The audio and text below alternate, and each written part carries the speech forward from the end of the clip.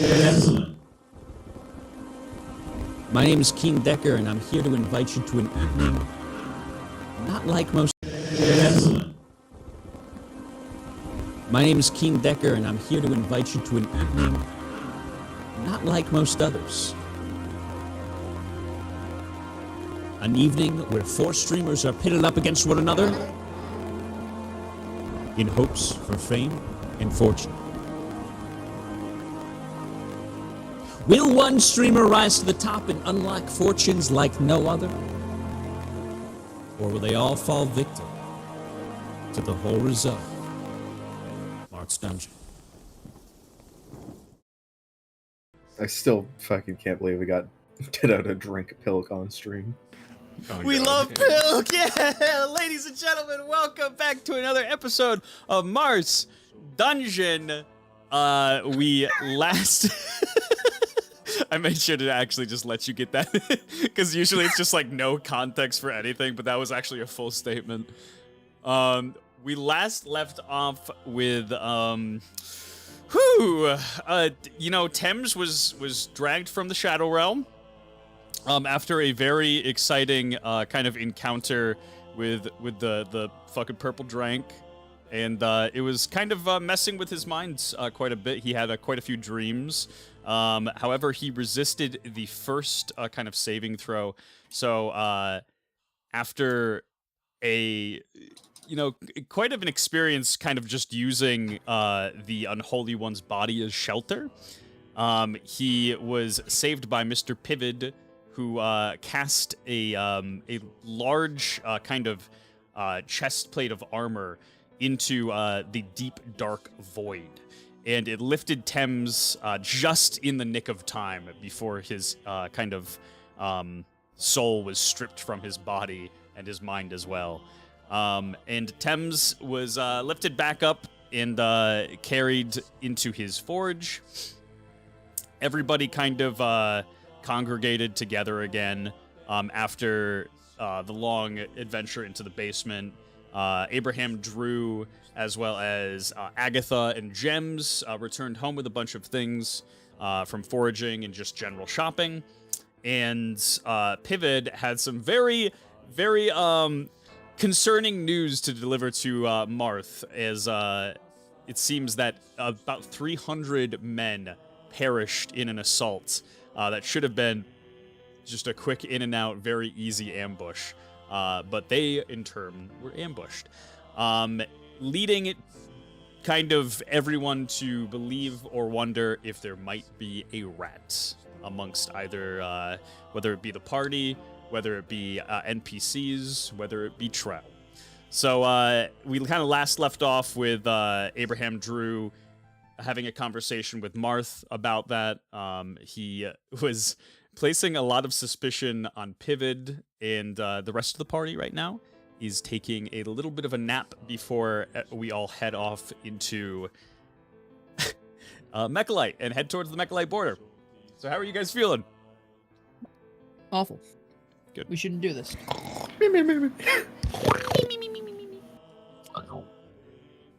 Let's see. So Pivid, you've been kind of after a while you of not being able to just kind of sleep in general, from what was a very terrible day, you kind of pass out just against your body's kind of even just will to be able to stay awake. And as you just close your eyes and feel them heavily drop, you awaken in just like a nice, cozy little corner street here. Off to your left, you see, first of all, you see quite a few town's residents, which kind of take place in the form of shades, just to your north here. It seems they're congregated around somebody doing a show, performing a show. Everybody seems to be cheering and just having a good time. Off to your right, you see a couple of gossiping girls, and off to your left, you see a jam stand, rather. Do I recognize these surroundings at all? No, this seems pretty unfamiliar to you. it just seems like a cozy little, just like corner inside of a city.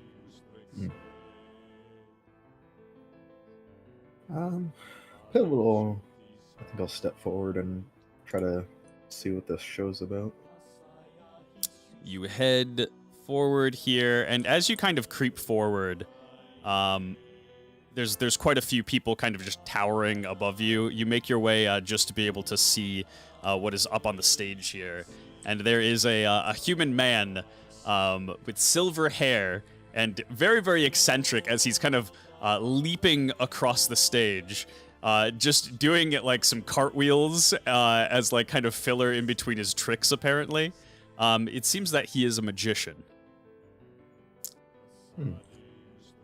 Give me a, but there does seem to be kind of something a little odd about him just at first glance. Give me a, give me an observation check. All right. 18. As you kind of observe this man just leaping across the stage, he just doesn't really seem like your everyday average magician. For the most part, magicians are pretty agile and have a lot of kind of, it's mostly in the trick of the sleight of hand, so to speak. There's usually no magic involved whatsoever with actual magicians in this world. So this man, as he's trying to do cartwheels across the stage, he's kind of fumbling them and falling over, making kind of an ass of himself. There doesn't seem to be anything kind of naturally gifted as terms of dexterity-wise for this magician. And he finally comes to a stop and he goes, yes, yes, yes, ladies and gentlemen. And as he says yes, yes, yes, so too the crowd cheers. They go, yeah, yeah. And he says, welcome, welcome all, welcome. We are at the very end of our show. A barco Feldafar must head out soon. However, if you miss the show, you can catch me here every day. I'm here during, and he kind of like looks around to see like what time it might be. I'm here most of the day, just most of the day, yeah? And when I am not a magician by the day, I am a lover boy at the night. And he looks out into the crowd, and there's a couple like ladies kind of swooning. He's like, oh, yes, yes, I might allow you to buy me a drink at the bar. Just meet me there. After the show, huh? Especially... He walks over to like the edge and he like leans in. This one like... Everybody just kind of like looks around. They're like, is he gonna keep doing magic? He just like leans in and he's like, oh yeah, just meet me there a little later. Okay, yeah, okay. And he like pats her on the back. Ah, yes, yes, yes, for my final trick, I will. And he unfurls this cloth to what looks like a pulsating egg. I will transform this egg into a woman. Watch in surprise and merriment. Can I tell what egg that is? Yeah, give me a, give me a nature check. Alright. That's a 10, unfortunately. So you kind of look at this egg, and it just, you can't really tell what type of egg this belongs to. But there is something that's very, based on your observation check previously, there's something very off about this egg. It doesn't seem like it's actually supposed to be like a real egg. It's really undulating-y. Very, very wiggly. And he kind of gestures to the crowd as they start to cheer. He says, now watch her closely. Most of the magic they say is fake. But me, a barco Feldefar, performs only the best magic. Real magic. And he goes to throw the cloth back over. and he does a couple of hand gestures. And give me one more time. Give me an arcane check. Okay. My God, that's a nat 1, so 10. Oof. Oh, no. Yeah, you don't really pick up anything as you kind of focus more in on his act, and he places his hand on the cloth, and lo and behold, as he moves the cloth back, a woman appears on the table. And she kind of just laughs and giggles as she fans herself and waves to the crowd. Yes, a real woman, as you can see. She lives and breathes. And he gets up on the table and kisses her hand. And she goes, uh-huh. Now, if you don't mind, I will be getting this young lady some food and the beverages. And for the rest of you, right over there, you remember yourself. Yes. You will be joining me later tonight. Barco Feldafar, ladies and gentlemen, throw your coin at me. Go ahead, throw, adore me, my little puppies. And they all kind of just start tossing gold coins up at him to the point where he's almost getting pelted. He's like, okay, that's enough. Oh, jeez. He starts packing things up as the crowd clears. What the fuck is happening? Pivot, what kind of fucking dreams do you have? Weird ones. I don't know who this motherfucker is. I don't think this motherfucker knows who they is. True. It's Barco Feldafar. Yeah, and look at the the crowd just kind of slowly clears out and starts talking amongst one another.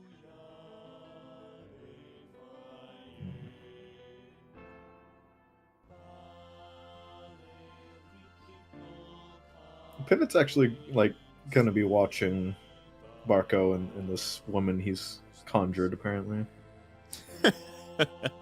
Perfect. The woman doesn't really say anything to Barco. He just kind of places his hands right on her back and starts kind of helping her off of the table.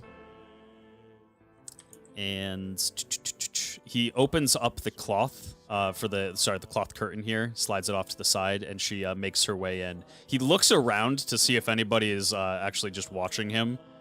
Let me do an observation check quick. Hey, okay.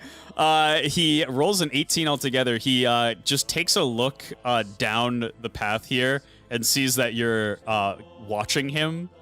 And he gives you like one of those pause smiles where at first it's like kind of just a dead face, and then it turns into just like a slick little smile, and he heads behind the curtain.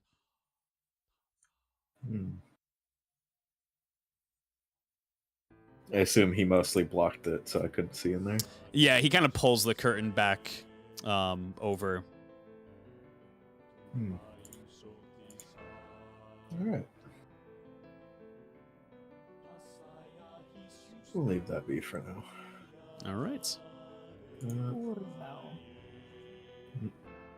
Pivot's gonna go speak with the jam salesman.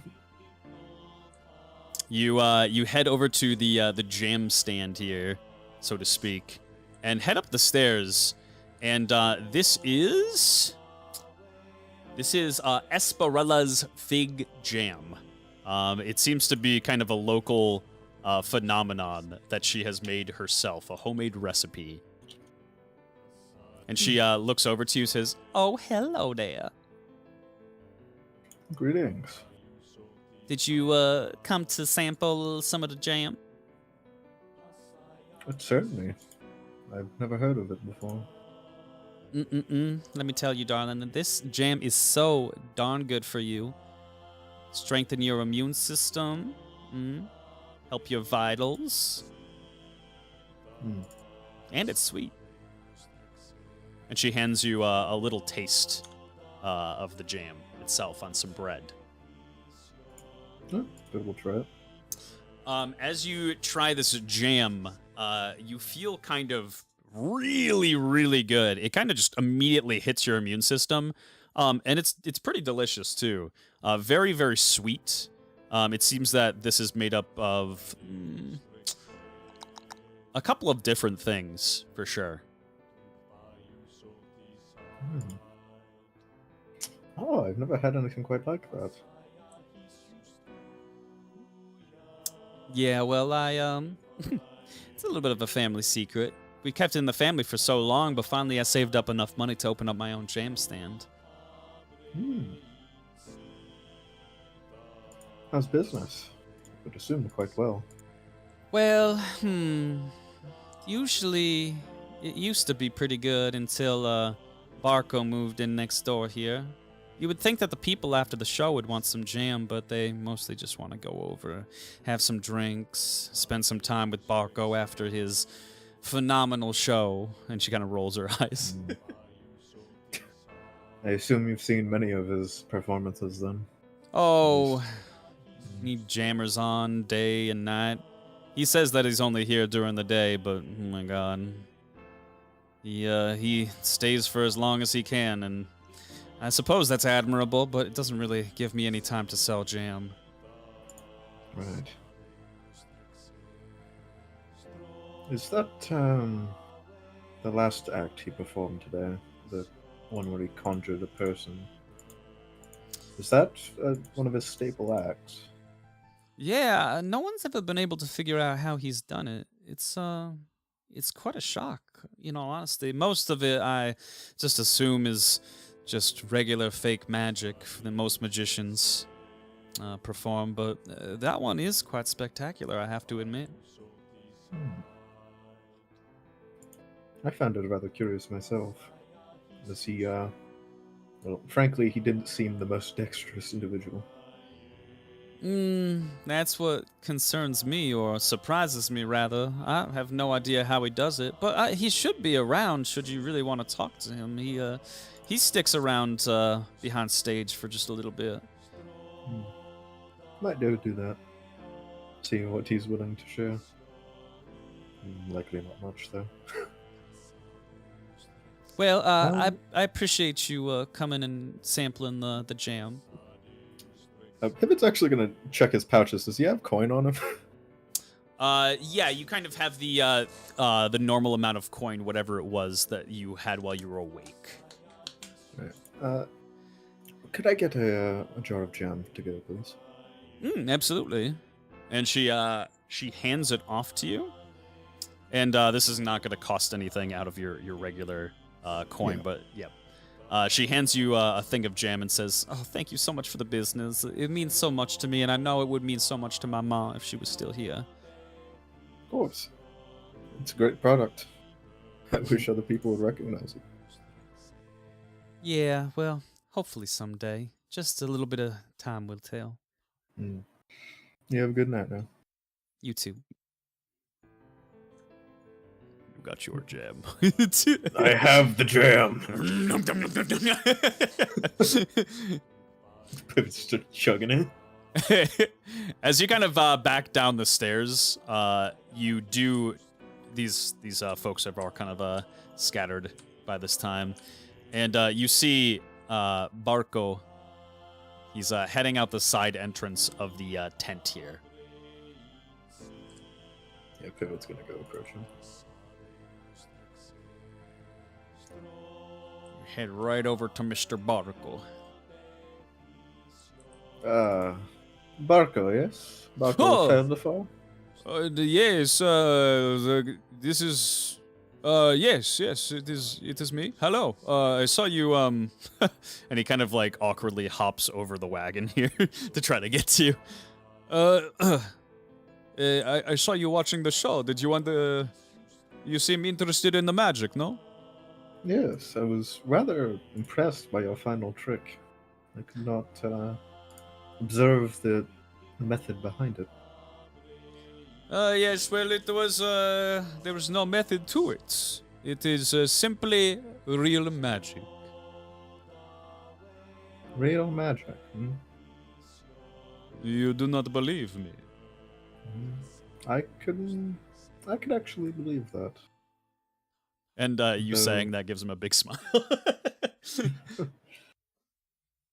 I can cast real magic myself, but I'm rather curious as to how you were able to do such a thing. Well, yes. Whatever could you mean by that? Well, conjuring an individual takes a lot of intricate spell work, does it not? I imagine getting the runes prepared to both respond on the spot and bring a person from wherever you've stored them for the time being is rather complex. Oh, no, no, no. You see, I made a real woman. Hmm. She did not exist before that.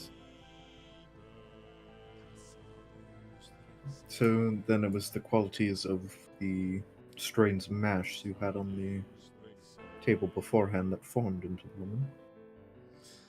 Yes, the egg. It's... And he kind of, hops up on the stage here and goes over to the cloth. And as he kind of reveals under the cloth, there's actually no egg. There's no egg anymore. And he says, yes, the egg really did transform into a girl. It is quite a little intricate magic. I can show you if you like. I would actually enjoy that very much. An interesting technique. Thank you. And he hops up on the stage and he kind of invites you to join him up.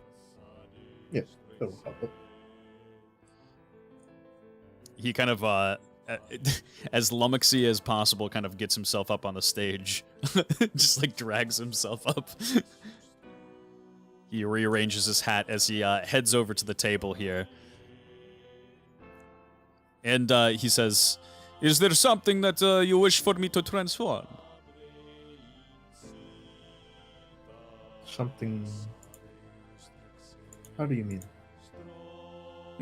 If you give me an object, I can turn it into whatever you realistically want, as long as it is a creature, some kind of creature. Whether it's human, or... And he looks at you, he says, or, you know what? Just give me an object, I have a wonderful idea. I'd say it was a formerly animate object. Would that suffice? Formerly a what, sorry? Formerly animate object. As long as it is currently inanimate, I can make it work. Pippin pulls out a fucking bone arm. Oh my goodness, jeez. You carry body parts around with you often, do you? Only the one, actually. I have to deliver it to someone. I haven't been able to find them. Let's see if I can find a skeleton arm quick. Hold on. Yeah, it's the arm of Bafades, by the way. Oh my god. Pippin just still carrying it around. Don't know why. There it is. You kind of hand it to him and he places it on the table. He like picks it up with like one or two fingers. He's like, ugh. Places it down. It off. Oh yes, of course. Well, if you do not mind, I will need just a small amount of space. Of course. Pippin will take a step back. And watch very closely. He tosses the cloth over, and he kind of just quickly places his hand on the cloth. He says, a 1, a 2, a 3, ga! And he slaps his hand down on the cloth itself. And are you trying to read his spell? Yeah. Absolutely, okay. Of course. Give me an arcane check.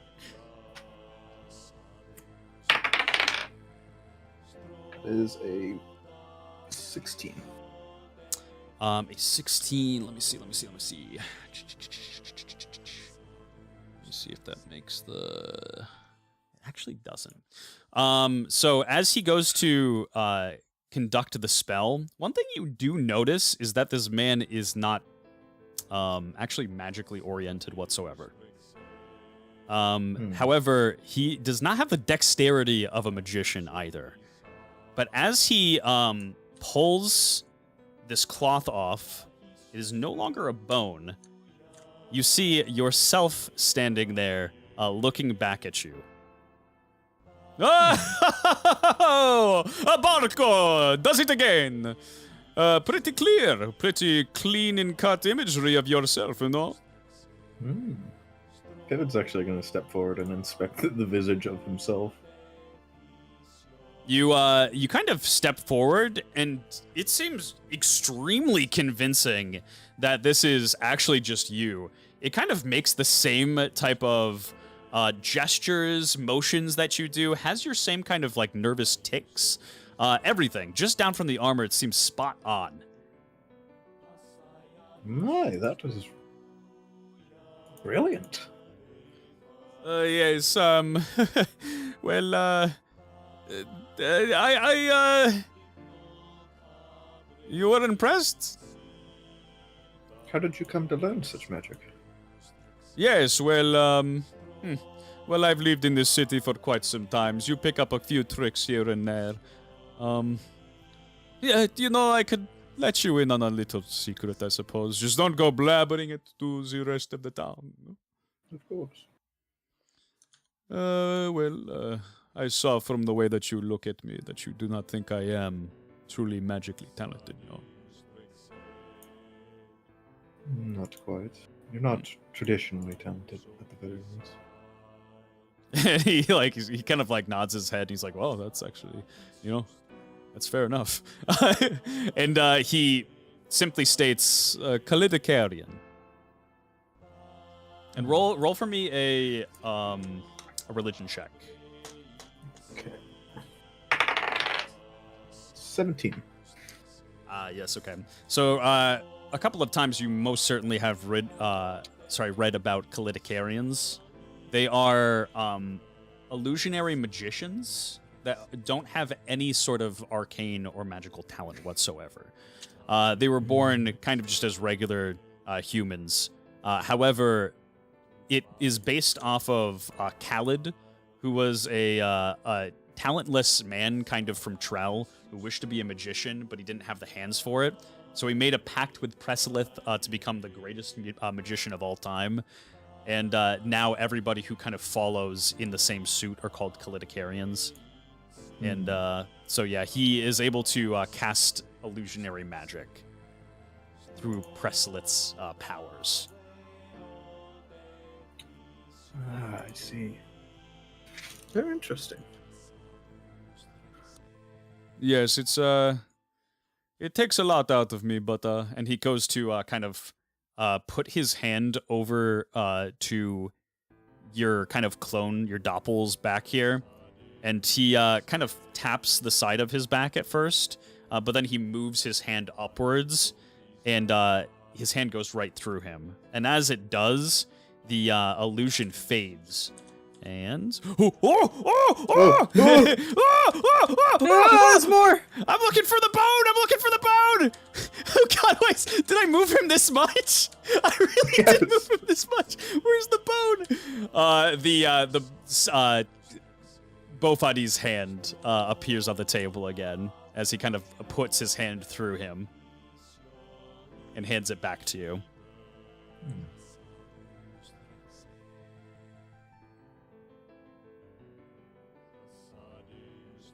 Do you have any more things of that nature, or is it just primarily the few illusion spells you've been able to? Well, I have learned only illusion spells. Pretzlit has promised me that I will be able to learn a couple of spells here and there, but it hasn't happened yet. For now, I just make coin on the side. But luckily, there are no Kalidikarians here. Inside. Yes. And he goes to say the name of where they are at, or where you are at, rather. But he pauses as his jaw kind of just goes completely agape and he looks up to the sky, and he says, "Oh no! What is that?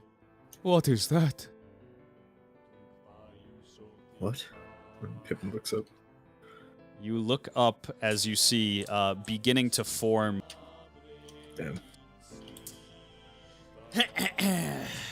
Mr. Look Down. Oh no.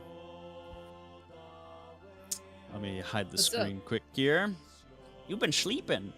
Got a little Have sleep. I? Got a little slumbery sleep. A little angry nap. A little pissed off. Angry boy. A little angry boy Look Down. Sir whines a lot.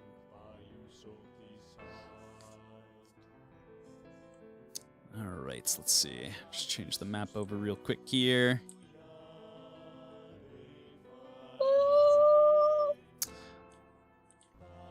You've been sleeping for just a little while, and you begin to dream. And right at the start of your dream, you kind of open your eyes, and you are inside what seems like a giant kind of battle scene inside of a castle. You and Serviad stand kind of at the beginning of the gates to this throne room. And Serviad, who seems kind of very shocked and surprised to just be kind of zapped into something, he says, another dream, I guess. What is happening? And Serviad, very confused, kind of looks around and he says, I have literally no idea. But he kind of looks down past and through the throne room to see a couple of two men in specifically fighting in front of a giant portal. And he seems to catch it like right away with his eye, and he says, Rodrigue. Rod. You asked about him before. I remember I served under him. Perhaps he would have the answers that I would need. But he looks to be fighting someone.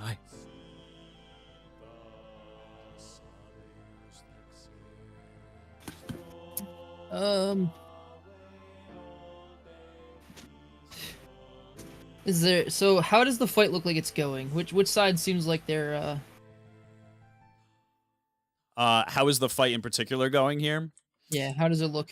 So as you kind of look down the hall here, in this dream, kind of represented by these shades, are these very nightmarish creatures that have a massive chain that is tethered all the way back to this portal.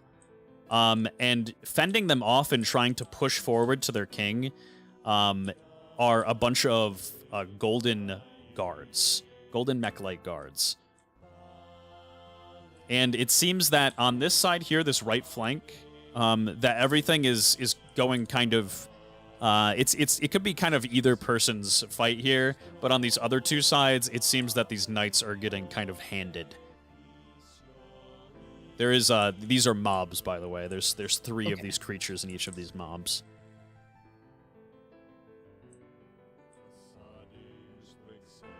Let's go ask him. And he nods. I start walking forward. Perfect. You start walking. Are you heading right down the middle here? Yep.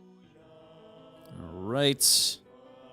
And Serviad begins kind of running next to your side or walking next to your side, following your pace. And as you kind of get in and around here, the monsters turn their attention to you, Look Down, as well as Serviad, and it seems that they are going to attack you. Oh. Give me a roll for initiation. Nat 20. Nat 20, baby. Let's go. Let's see. Quick question. Do I have my eye patch in this stream? You most certainly do. Oh. Uh-oh. I was about to say, oh no. All right. Let's see. Monster. So, what health bar am I using for this exactly? You're using your regular health bar, but you are at full health if you want to mark that down under right now. Okay. You can also mark yourself for like your upgrades if you've already upgraded your sheet, since you've gotten your rest. Wait, this counts? Yes. This counts? I get my pluses? You get your pluses. Amazing. Wow, this guy gets his sleep, but I don't. What the hell? What the? Fuck up, you mage fucker. Alright, you at least got your levels, you got your cool shit. As you kind of get closer to the monster here, Serviad kind of takes a peek down at the left here, and this knight looks over to him and he says, Daniels, thank God you're here. We need your help. Please, I need your... And he's just getting absolutely swarmed by this creature.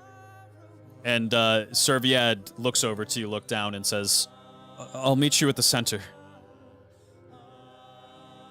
I'll help. Then I pull out conflict. Perfect. And Serviad is going to run over to this fight here. Begin fighting this creature with this knight. All right. You get first attack. I do. You do. Nothing else rolled that nat 20. All right, well, I'm gonna use its ability to stab the piss out of him. All right. So you get technically 3 attacks for this. Yes. Roll the hit for them. Well, that's a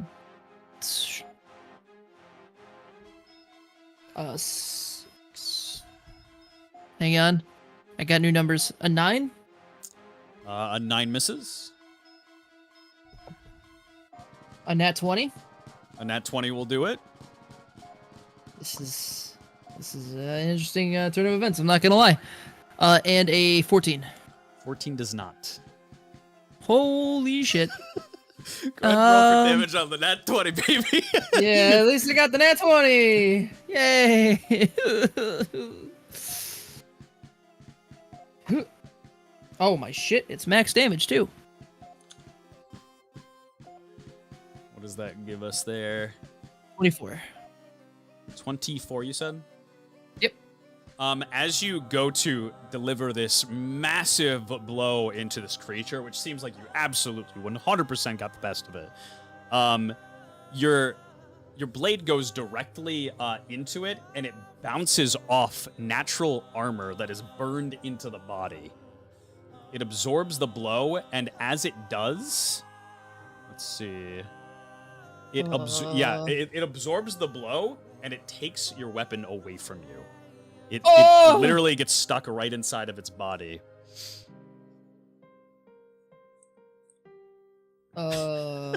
Serviad. And Serviad is just kind of like fighting this creature, and he says, "Yeah, champ." I don't think I can help. And Serviad, kind of in the midst of just swinging his weapon, says, "It's okay, champ. I don't think all of us are gonna make it here. Run forward."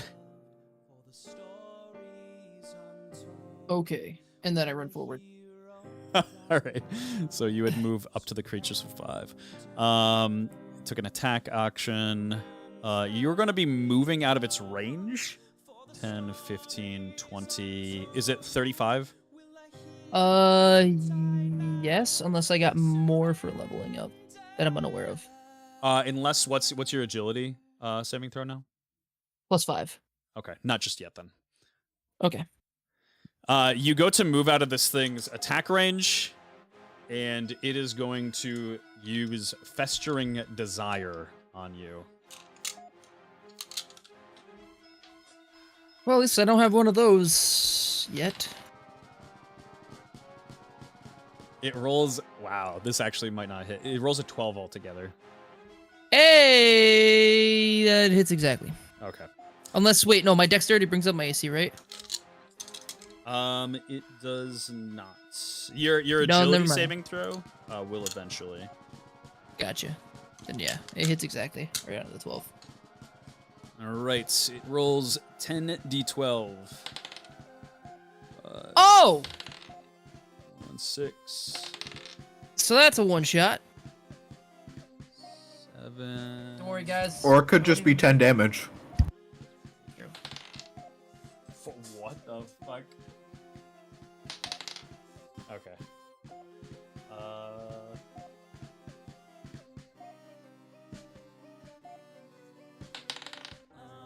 Six.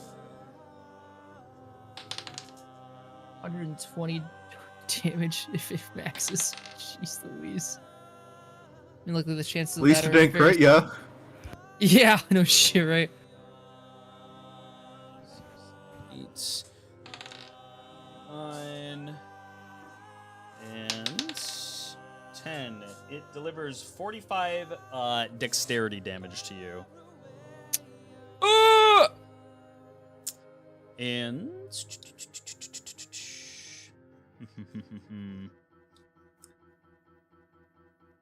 and that is it.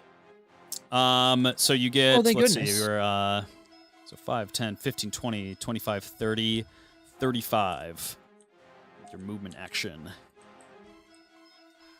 And it goes over to the actual knight's turn next, which is pretty nice. That's pretty fortunate. The knight runs up to the creature and is going to attack it with its Royal Great Carver. This is a massive, massive greatsword. So that is the wrong die. That is a D12. It misses. Okay, that's great. The knight goes to swing at it, and it completely misses the creature. It is the monster's turn, and the monster is kind of focused in on the knight for now. It is going to...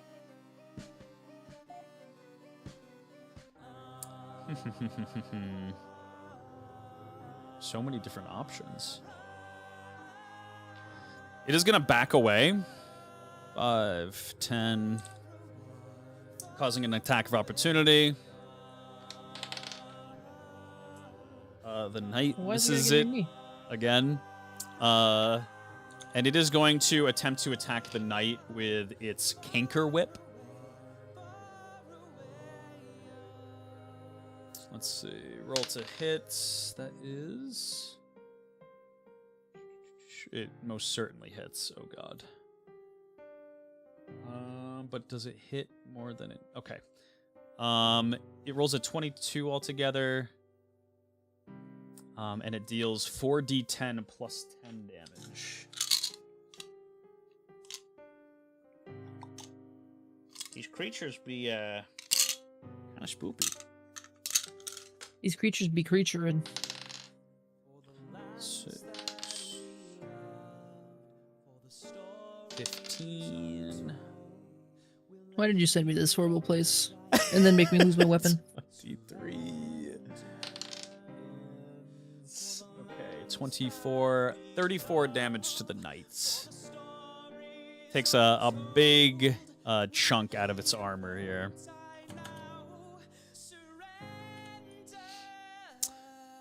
And its next attack, it kind of turns to you, Look Down.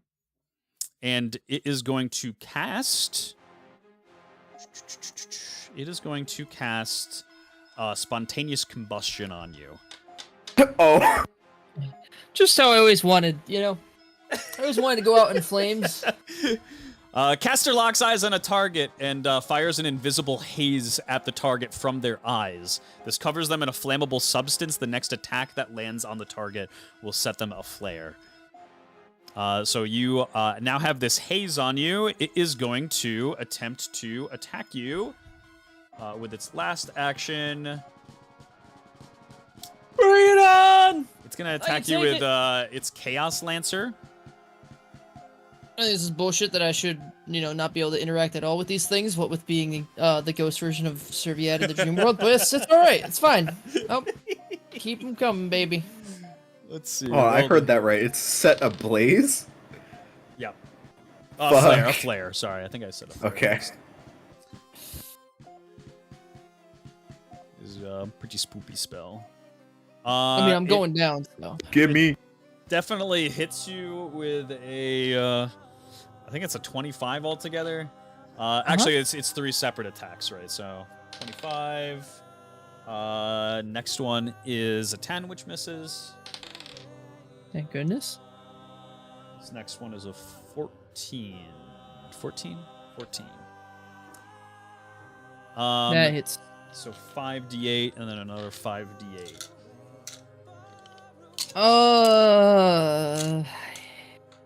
There's a chance if you roll minimum damage, I don't go down.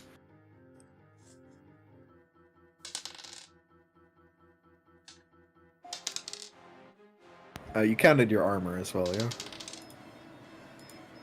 Oh. I'm not wearing it, though. Would I be wearing it in the What do dream? you have as normal armor? Or? Yeah, you can have your normal armor. Oh, thank goodness. Wait, yeah, but that first attack wouldn't have even touched my armor, would it have? What? It attacked you with Festering Desire. It would have made contact with your armor. Yep. Oh, okay. So then I'm at... Alright, I'm gonna total this up here.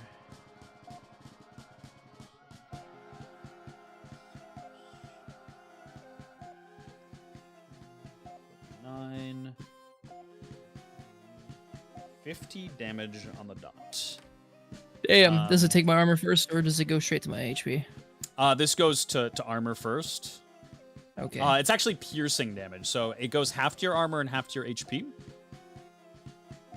What if half would destroy the armor?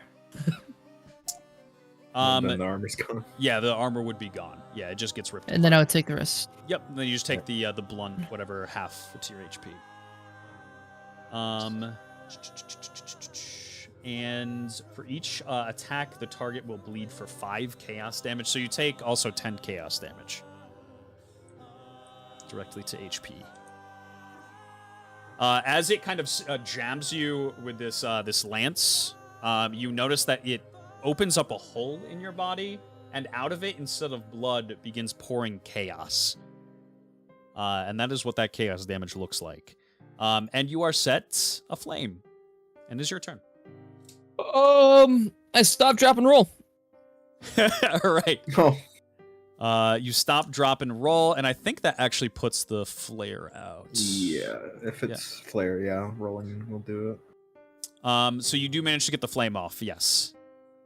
Cool, was that my action? Yes. That is your Yeah, taking an action to roll. Yeah, I would say that is your action indeed. Never minding the fact that there's 2 water pools right in front of you. Splash, Yeah, but I have to... Oh, I didn't even notice that. Shit.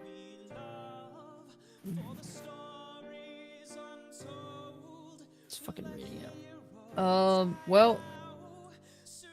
I fear I don't want my Civilonian to get stuck inside of me when I die, so I lift my eye patch. Oh, God.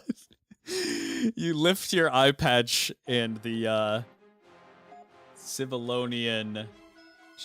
Let me grab him. Miss Flint's actually here, what the fuck? Actually, where do you want to put the Civilonian? Right there, actually. Okay. Can I use the Civilonian's action to pull me out of somebody's threat range? Sure. Sure. Not provoking it. Then yeah, I do that. Civilonian kind of grabs a hold of you, and you want him to just move you to the other side here? Yes. Moves you to the other side of the Civilonian. I love it. That's actually great. And then I'm gonna use my movement to make it up the stairs 10, 15, and collapse at the very top step. You collapse up at the top step, and it seems this creature loses interest in you, being surrounded by a Civilonian and a knight. And as you make your way up to up these stairs here, these two men are kind of just in direct combat with one another. It seems that the man on the left here, adorned by just green and you see a very, in particular, a green gem sitting in the middle of his chest plate here, seems to be getting the better of the man on the right here. And just as it seems that he is going to be able to slay him, he goes for a very aggressive jab into him. The man sidesteps, grabs a hold of his arm, and headbutts him down to the ground, disarming his sword and putting him at his mercy. And the man on the right says, Your right jab is as dominant as ever, Roderick. Nearly struck me through. That stance I've never seen outside of Mechalite. So strong and swift. Enough to cut down any lesser fighter with ease. Hell, I'd say you performed even better the last time that we fought. But, of course, that was just sparring, not... And then the man on the left speaks. And I never failed to notice that you always went easy on me those training sessions.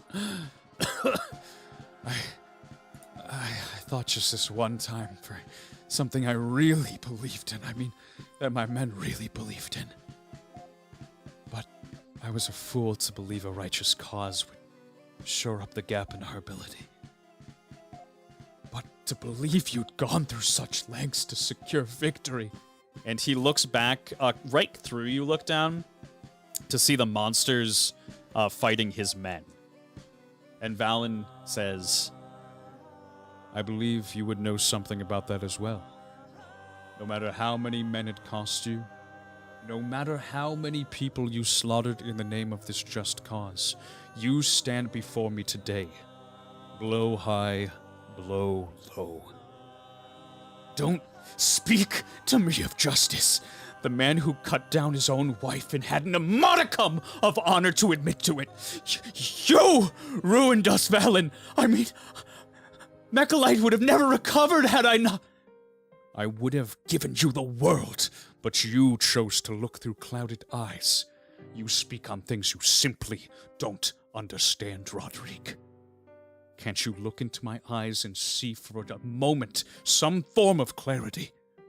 What is wrong with you, Roderick? For the Creator's sake, I'm your brother. We're simply threads that intersected at two different paths to form a knot. Only a cut will free the other.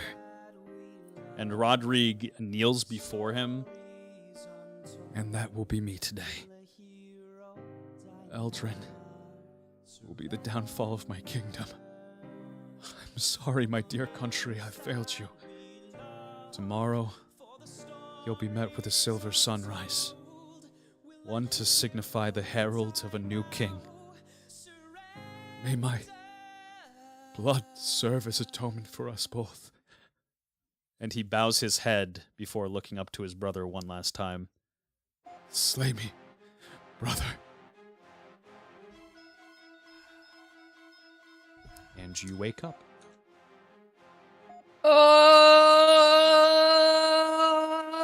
Fuck. Y'all wake up in the moving castle. Woo! I'm gonna have to make a couple of adjustments. I wasn't able to do this before we started. I'm not gonna lie, I was ready to say I'd jump in front of the blade, but...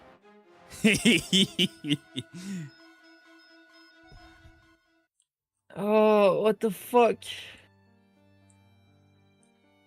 Who did Marth say was his daddy again?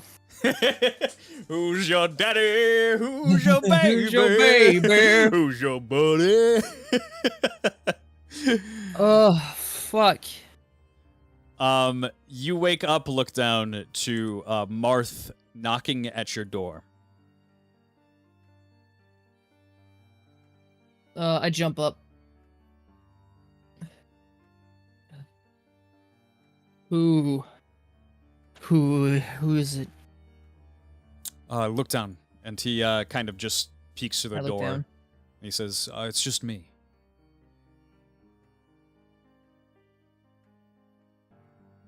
What does he see as he peeks through the door here? Look down is visibly sweating.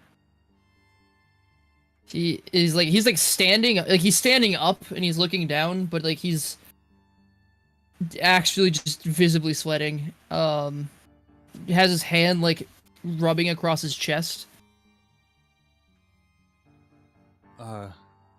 Did I come at a bad time?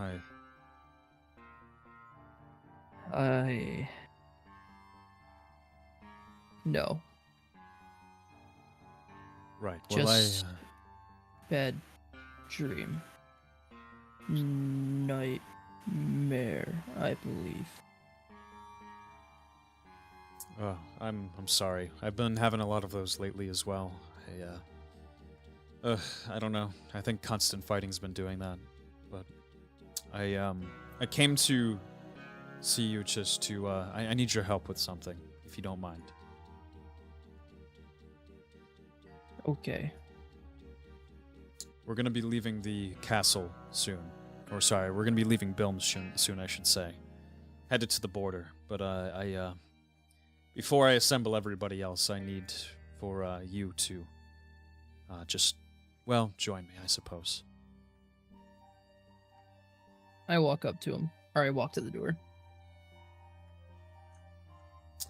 And Marth begins kind of walking forward. And he doesn't say anything at all.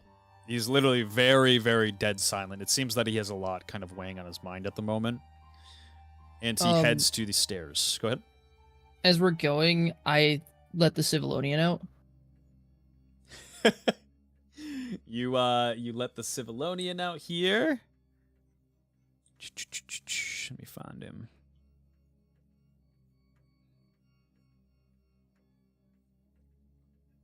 Marth kind of looks back as you let him out of your eye. And doesn't say anything and continues walking forward. And then as we're walking, I legitimately asked the Civilonian, were you there for that?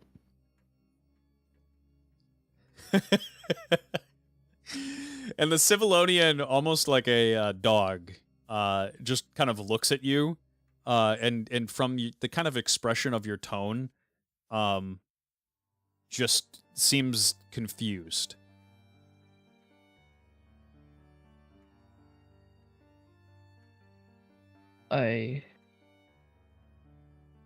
Never mind. I hope you slept fine. Wanted to make sure. Okay. And then I take him back into the eye and follow Marth. It goes right back into your eye. And you feel a very, as the Civilonian kind of enters your eye, despite it being there, you feel kind of a sense of loneliness.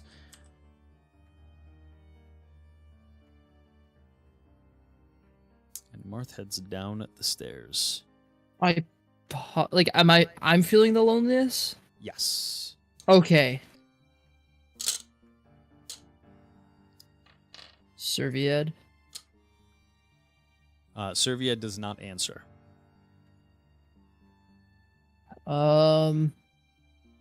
Look down is just gonna stand there and look around the room. Marth kind of makes his way to the bottom and roll an observation check, I guess. Do a disadvantage because he's not really... Yep. He actually doesn't really notice that you are not following him at the moment. He just heads down and makes the corner. Look down is doing his best to not have a panic attack. Realizes that he's standing above the water and kind of freaks out and just runs right down the stairs. You head down the stairs with Marth here, who has kind of taken the corner here, and he's walking down towards the hallway here. Look down just takes a couple breaths before he catches up. Where is I? Oh no.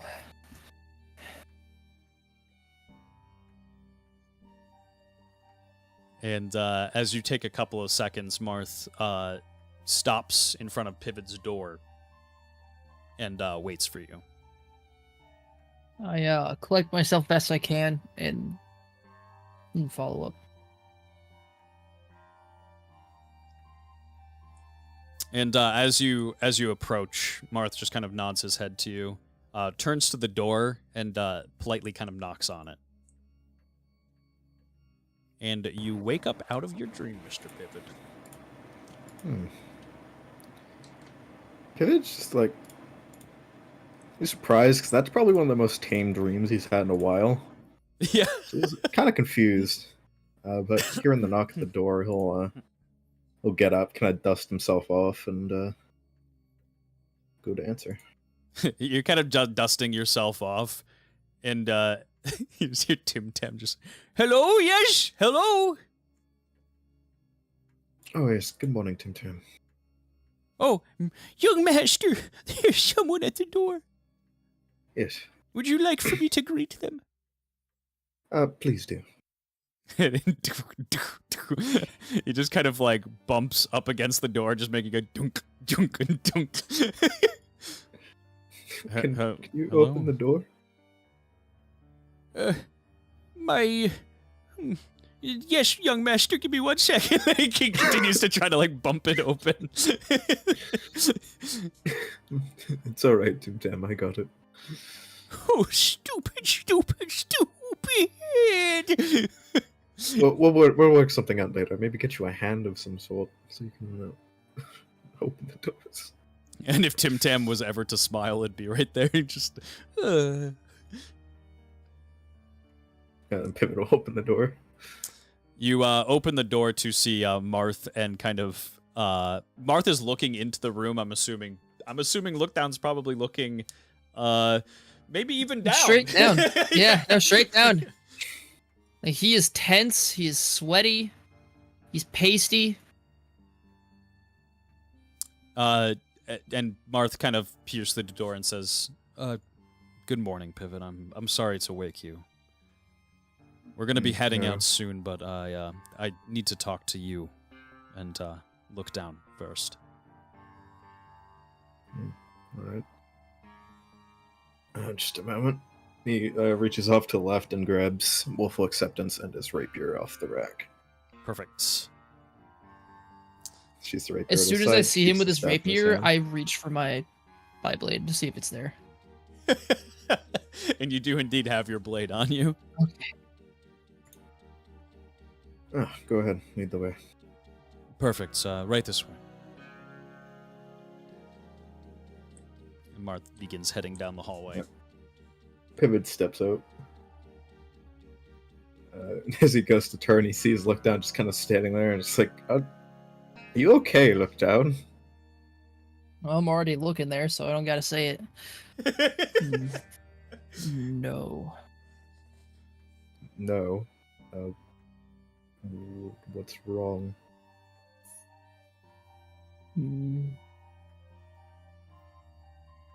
Another nightmare. Sorry to hear that. Pivot kind of like wraps like an arm kind of halfway across Lookdown's shoulders, starts guiding him down the hallway. I like absentmindedly walk with him.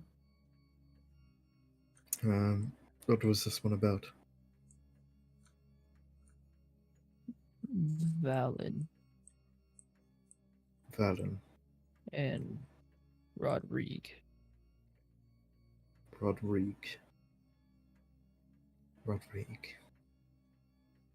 I heard that name before?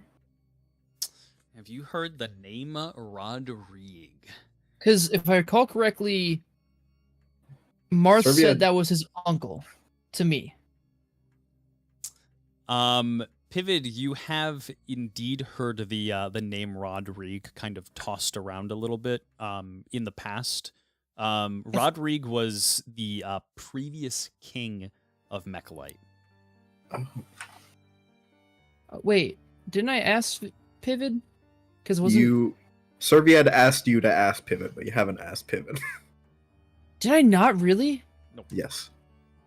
That was after our last main conversation before the one in the hallway.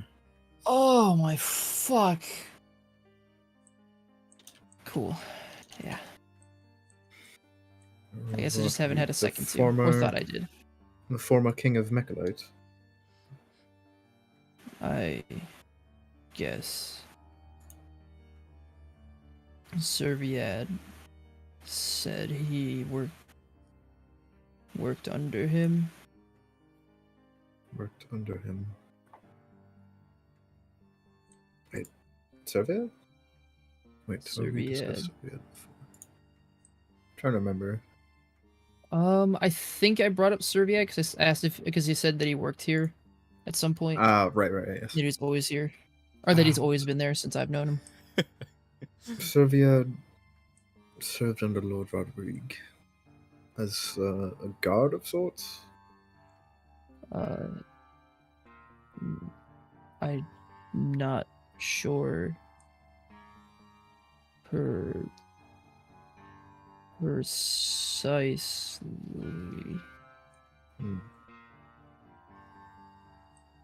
I suppose I should ask what actually happened in the dream. Monsters. And I looked down at my stomach to where the hole was in my dream. They were chained to a portal where Valen and Rodrigue were fighting. Valen and Rodrigue were fighting.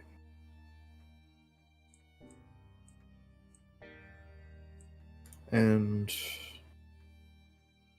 you and Serviad were in the dream as well, trying to fight the monsters? Yes. Well, I attacked one, and it took my weapon. Almost killed me, and set me on fire. Can you describe the creature? I didn't ask for a description, but I would give him a description of the creature.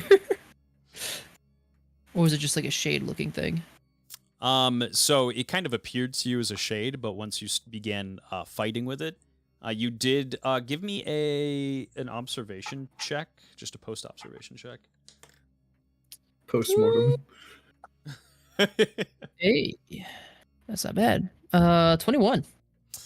So yeah, as you kind of looked over the details of this creature, you could definitely tell that the creature was relatively small. Looks like maybe a little bit bigger than just Pivid.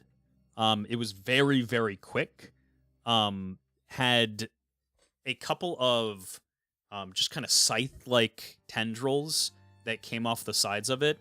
And in the center of its body, its skin itself was some sort of natural armor that seemed to cushion blows very, very heftily.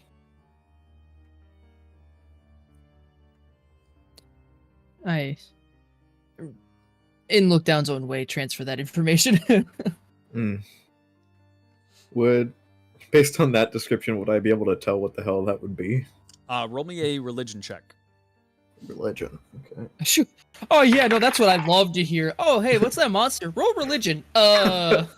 22. A 22, perfect. Oops. It's the second highest I got. No, that is pretty good. That will do. This creature, from the kind of description, it seems like he's probably talking about a Yiestalte.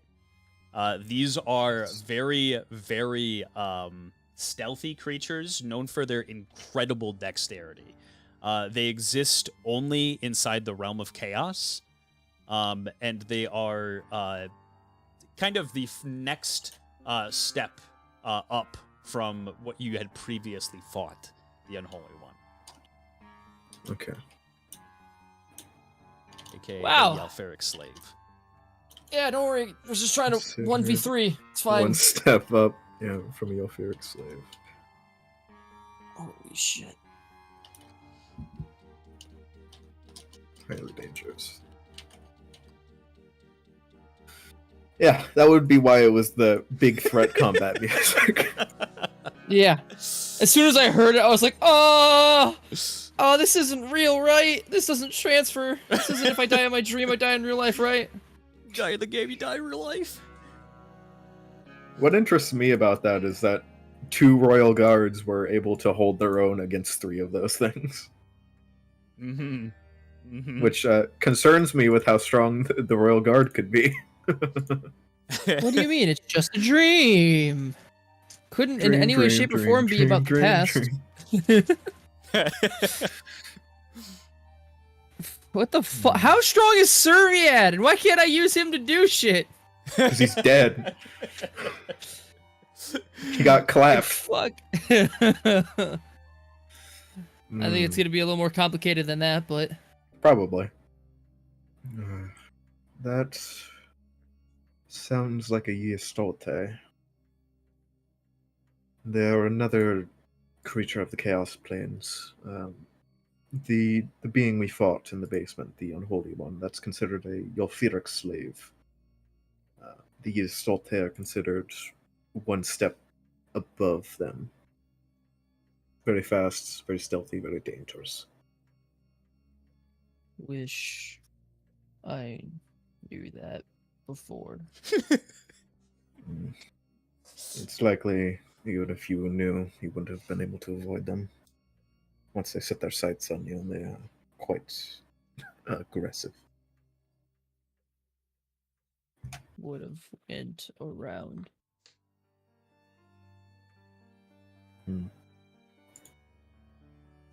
And as you say this, Marth comes to a stop and kind of makes his way over to the wall, over by your cell. Look down.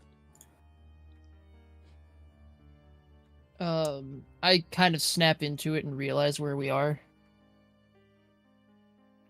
Marth looks over to you, look down, and then looks over to you as well, Pivot, and says, if you gentlemen wouldn't mind, you can relax. I just have a couple of questions to ask. Okay. Now I'm Take nervous. a couple steps forward. Am I still He's gonna dreaming? pretty much line up next to the torch. Look down, you've been in this I look cell down. for a long, long time.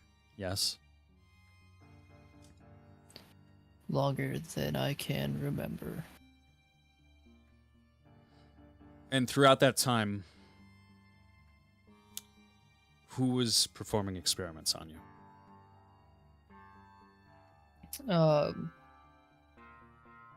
Look down, weirdly, almost sheepishly, looks at Pivot. Doesn't say anything. For roughly the past 20 years, it has been me. For, if I recall correctly, the 30 before that, it was various other torturers that Soliot had employed. Soliot took extreme interest in you, Pivot, in particular. Do you know why that is? I only have speculation, honestly.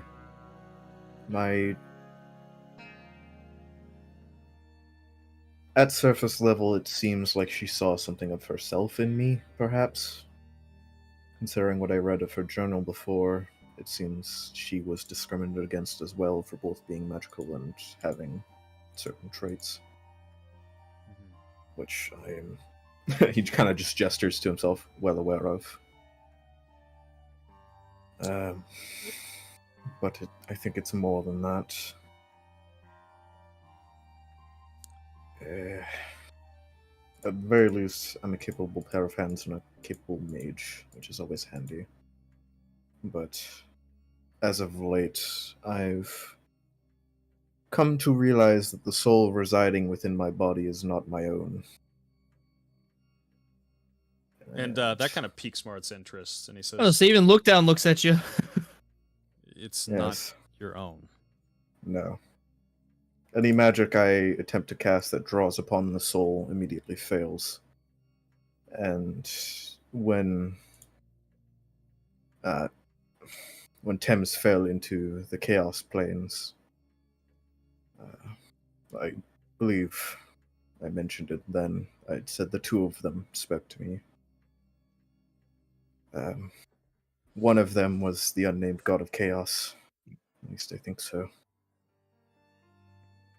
Reached from the plains to try and tempt me. Or something. I don't know. The other, I don't really know what they are.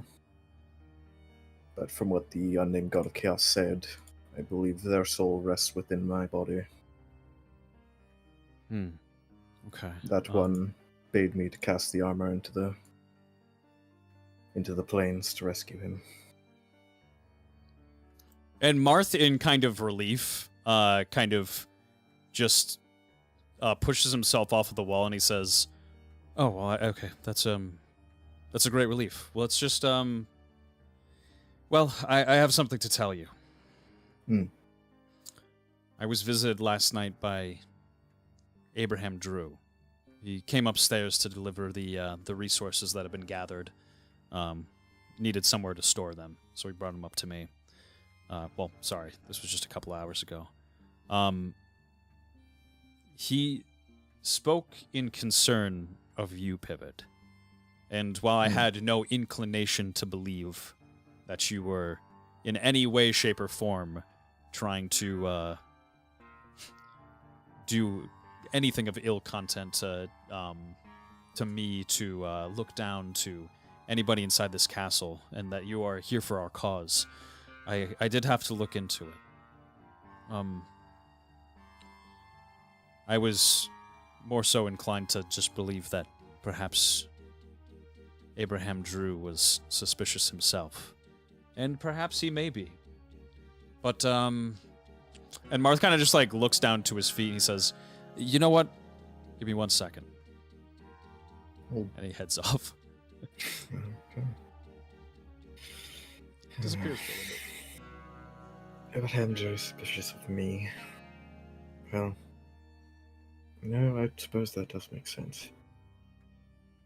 If there was an information leak within the castle, it literally could only be me or him. What is he talking about? Right, you went there for the conversation. You'll recall that we drew Trell into our battle with Mechalite. We went to their city, formed a pact with them, and asked that they do raids along the coastline of Mechalite, yes? Yes. By all reckoning and all planning, these raids should have been a complete surprise for the Mechalite army and navy. There was no way to know that Trell would suddenly turn so aggressive without any warning. But when the Trellians made their assault, the Mechalite navy was waiting for them. There was a large amount of losses as they were ambushed in turn, and Vinit Pang was suspect of Marth's intent in this.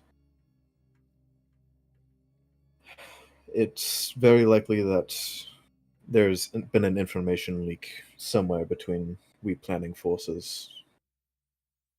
Whether that's on the Trellian side between Vinit Pang and the other Regal, or within the walls of our castle, we know not. Vinit Pang, however, was very confident that it was on our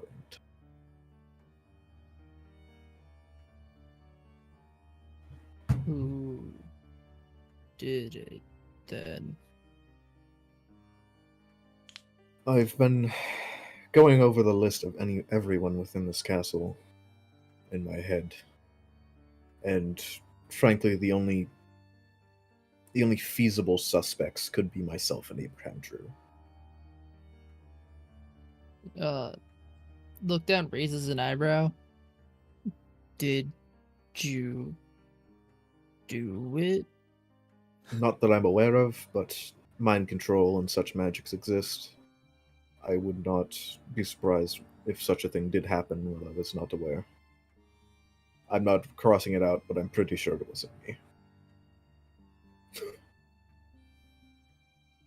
Boy, And- howdy, you just took some complicated thought and as you say that, Marth appears with Mr. Abraham Drew, who seems kind of relatively tired. He probably just got himself to sleep, and Martha kind of leads him down and gets up to the side and says, "Please, Abraham, if you don't mind, just going over there for a sec. We'll have a conversation." And Abraham kind of eyes like the jail cells, and he says, "I don't suppose you have regular conversations in these dungeons every day, do you?" "No." And he goes up, and he stands once again against the wall. And Marth looks over to Abraham Drew, and he says, "Abraham, a couple of hours ago, you came upstairs, and you seemingly had suspicion of Pivot. Would you, mind explaining to me why that is? Because, without any further knowledge or, evidence on the situation, I can't realistically help but feel that you might have been the information leaker." Well, I... look down. Aura reads Drew. You aura read Abraham Drew. And what you see from Abraham Drew is kind of... You get a very sad aura from Abraham. It seems that he's in a situation that kind of pains him to do. And that's kind of all you get from it.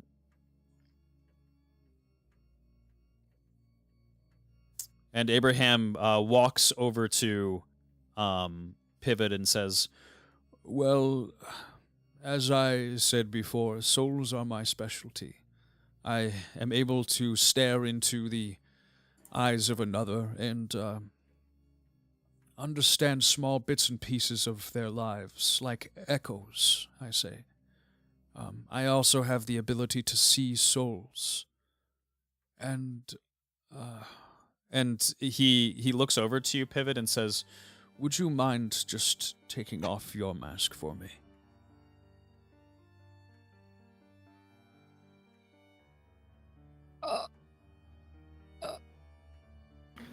Take off your mask. What are you? Come on, bro. What is wrong with you? Take off your mask. You're fucking over, bro. What are you hiding? Would you explain what you'd like to do first? He's reaching his hand up to unlatch the mask. I would once more wish to look into your eyes and stare into the soul of your body. I noticed something quite odd about it. Yes. Primarily that it's not mine. And He's he pulling the mask off. nods his head. Know that I do down, not look do down. this with ill content. Ill intent. I wish to only be of service. Pivot looks incredibly uncomfortable. Like his expression's like really scrunched up. But he does meet Drew's eyes. Look down. Give me a will saving throw. Oh, I was to say I don't look at him. Like I legitimately look down. I don't know if that changes anything. I don't know if you heard me say that, but Yep, I did hear you say that. Give me a Okay. will saving throw, please. no.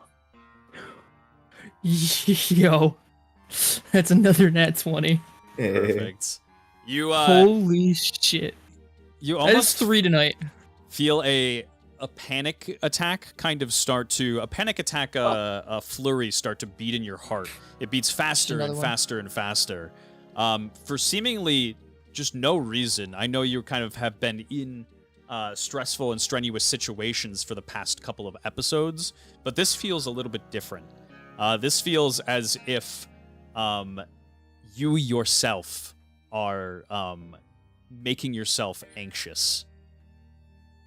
And as your body almost becomes kind of overcome with an unspoken anger, you quell it and you swallow it down. And Oh man. Abraham Drew looks into the eyes of Pivot, Oh. I should have said it's a natural 20 for 17 total. I don't know if that changes anything. Oh, for 17 total. Nope, does not. Okay. And Abraham Drew just kind of looks at you for a second and then narrows his eyes into yours and says, It is hard to say whose soul it does belong to, but it is one of seemingly great power and soft, sweet integrity. It is not an entire soul, merely a fraction.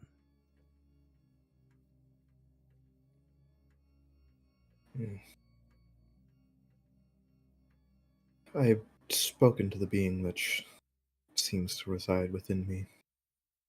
They say they made a promise to my mother to protect me, but I had never heard of them before. Well, I surmise that we should be able to get to the bottom of this should I be able to speak to your mother. Currently, I do not have access to her soul. Yes, we need to reach Ascending Tower. I had been intending the one in Mechalite. Trail. No, I would not go to the one in Trail. Yes, once we reach this sending tower, I should be able to make communication with your mother, and we will be able to speak to her there. Perhaps even send her on, should you wish. I would much prefer that. But the more pressing matter. It's like placing his mask back on. Ah, yes. Well, it was as I simply stated, your lordship. It seems as if... and he kind of just like grumbles. Pivot and...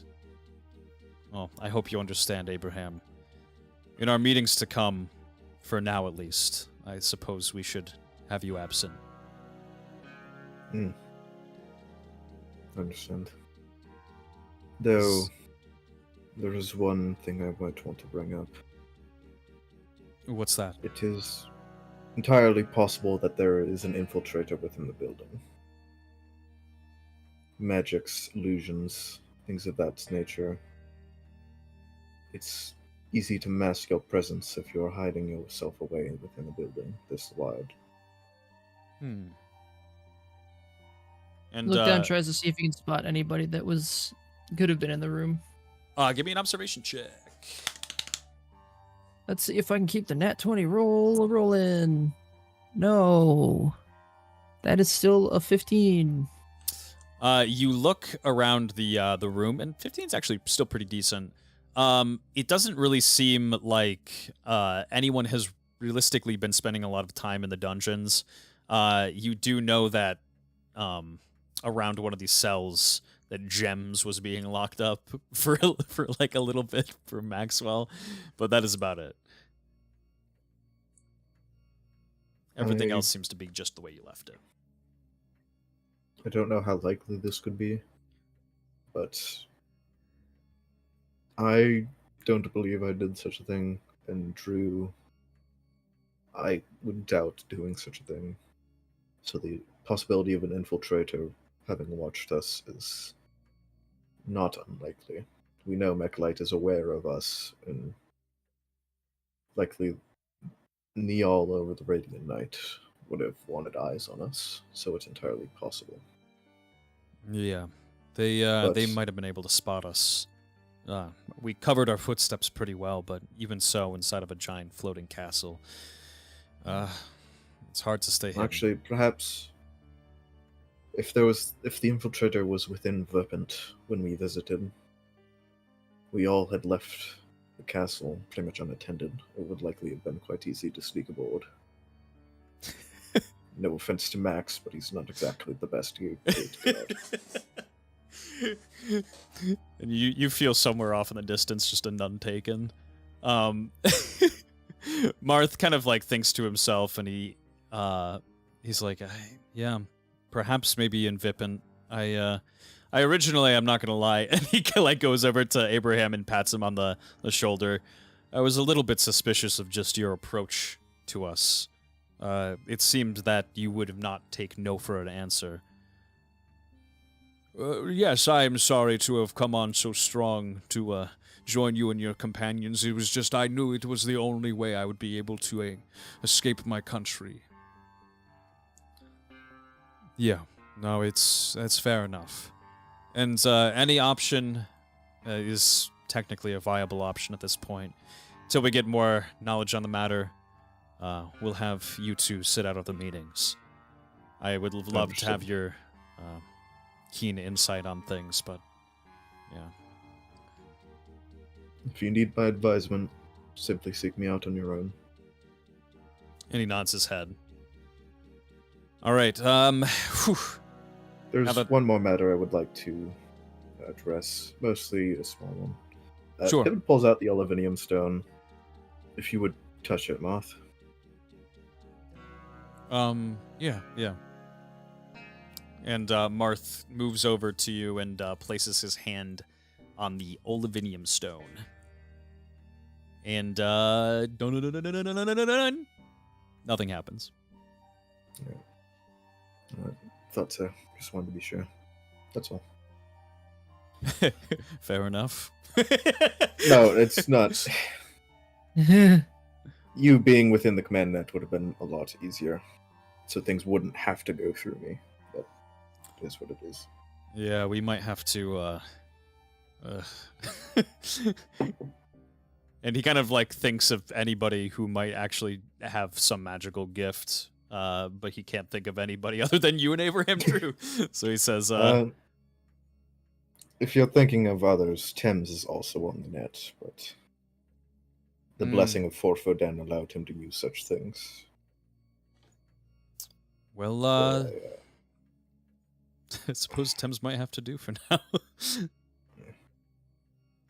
We'll get his opinion on the matter. I don't know if he'd have the patience to deal with all this. I just like the idea of like, all right, anybody who could use an Olivinium stone, not allowed in that room, and then it's just look down standing there. It's like, all right, what are we gonna do for war? Look down. You and your down tact at Max. and intelligence. I will take their rib. It was one time. To be fair, it's not something that you really forget. So it's gonna be a signature now. Thames, are you back?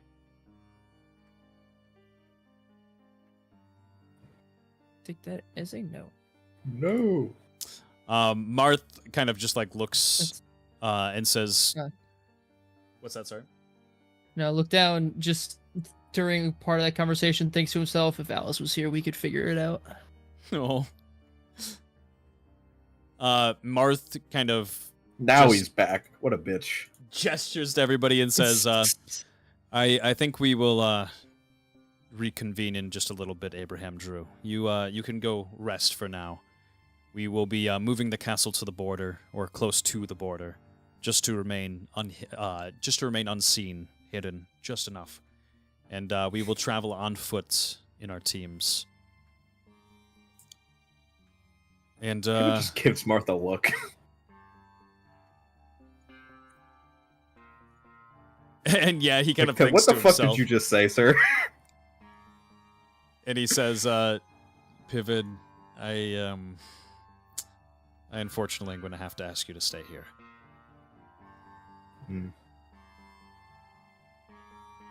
You are sure you do not want me on the wall? I would like you on the secondary team.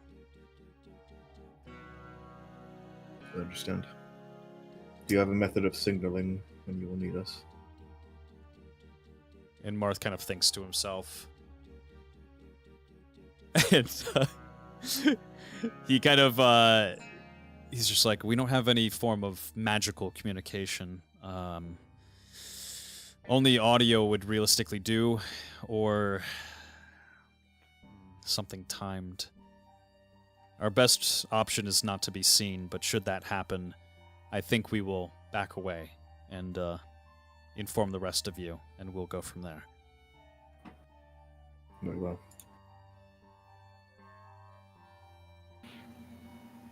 Could just use a good old-fashioned flare, you know? Yeah, well, that's what I'm thinking, but I don't know if people know such a thing. Thames makes Maybe, flare.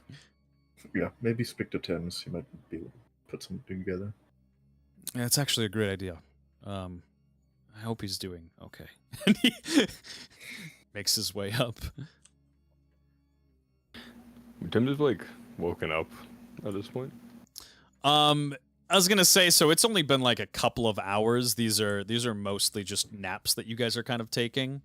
As far as you waking up, I would say maybe as Marth is kind of approaching and like entering your forge, you might hear him and wake up.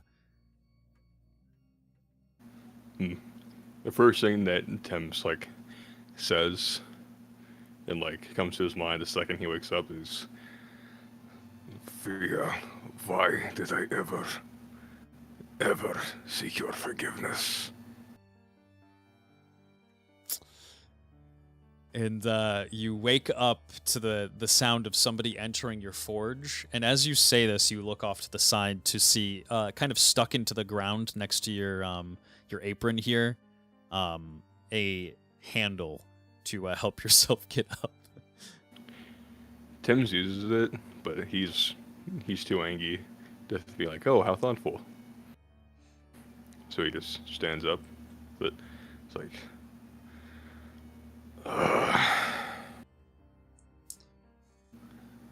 and like as he hears walking, he's kind of just thinking, "Oh, I'm gonna beat someone to the door first this time around."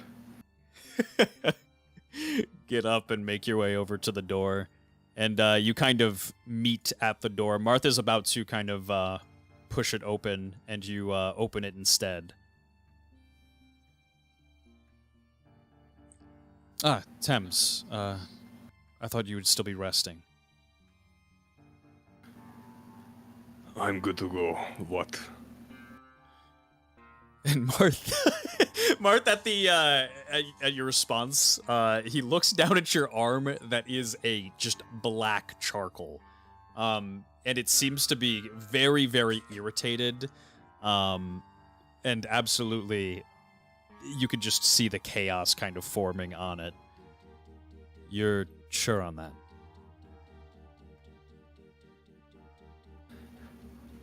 "If I think that I need help with it, I will let you know as soon as possible." All right, fair enough, I suppose. We're gonna be heading out in just a couple minutes here. I was wondering if you had any way to perhaps signal to your team that we would need help or assistance to move forward. A large fire would do, something that makes a lot of smoke. Smoke signals are pretty popular. Flare, maybe. Would you be able to make something? Has Maxwell drank all of his alcohol? And Marth kind of smiles and he says, "You know, I actually don't think he's really touched it all that much lately. Let me go see." In that case, yes, I can. And he goes to retrieve Maxwell's alcohol. And a couple minutes pass in the meantime. Is there anything that you wanted to do? I mean, you see, look down's arm around the door. Tim's knows the drill. He sees armor that likely was Look Down's, seeing as it's covered in like chaos and it's shredded, so common Look Down activities. And he'll like just put it on the big anvil, put his there too because it's slightly damaged, and just kind of picture them both return to normal. and you close your eyes and picture them back to their normal status, and you do so. They do appear in perfect and pristine condition once more. Good to see this fucking arm hasn't taken away everything Forford gave. Speaking of which, Forford, take it nothing you can do about this. Hold on, man. I'm in the middle of a, there's someone who's asking for me prayers, you know, I'll be right with you. I thought you didn't answer people. No, but I should listen to this one. I suppose sometimes I should do my job. Very well. And then Tim's gonna kind of like, he's not walking the best, so he's kind of like just aggressively waddling places now. He'll just take the armor of look down and be like, all right, time to go find him. You go to take a single step, and Forfoden says, All right, what is it? I take it there is nothing you can do about this arm. My good. No, still part of an organic being. I do not have the power to cleanse that arm. How are you feeling elsewhere?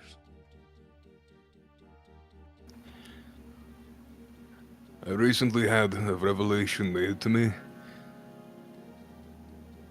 Something that makes me wonder why I ever felt guilty.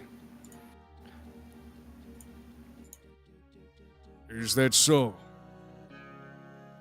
And what might that be?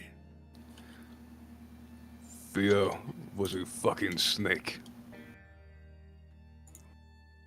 Fia, you say? Philip's friend, I don't believe I, know that to be true.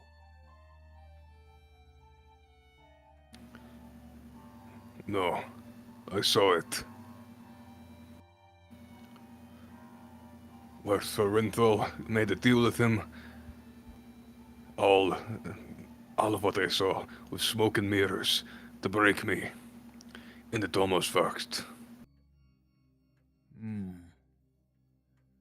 Thames, it seems that you may have touched chaos for too long.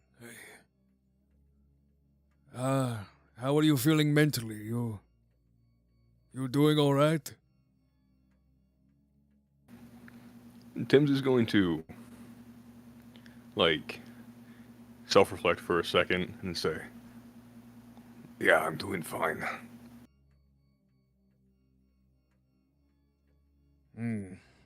Well, there is nothing I can do about the arm, Thames. As far as yourself, make sure to get some rest. You look like shit. When do I not? he starts hearing the banging of an anvil. Hammer on the anvil. And Tim proceeds with his waddling. Every day we waddling. You begin making your way out, and Marth has a couple of bottles of alcohol on him. And trailing behind him is Maxwell, kind of just like peering over his shoulder. He's back from his kind of walk and like hide and go seek. And he's just peering over Marth's shoulder. He's like, no, but what if I need like a little sip, you know? I don't drink much anymore, but it's good for celebrating. I need something to make me happy. And Martha's like, this is more important, Max. We can get you more alcohol later. No, but this is special stuff, man. And Marth reaches the door and hands the alcohol bottle to you. Tim's will kind of like put it in like a small little pack, and then Who will continue on and say, thank you. And Maxwell, I had the displeasure of seeing what Pivot had in that jar. Drink water. And he kind of just like smiles and he says, "I don't know. I think he might want it nice and ripe. You know."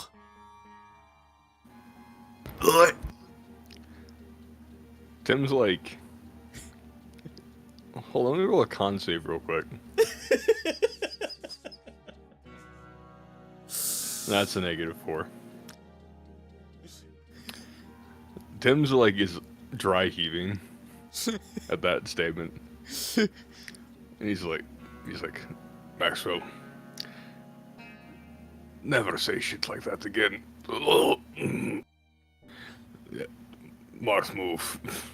Yeah, Marth kind of just like moves out of the way, seeing that you're dry heaving. Yeah, and then Tim's just like gonna try to walk, basically, try to walk it off. He's purposely avoiding any sightline to Max. Like he's looking away entirely. And Max seems very pleased with himself.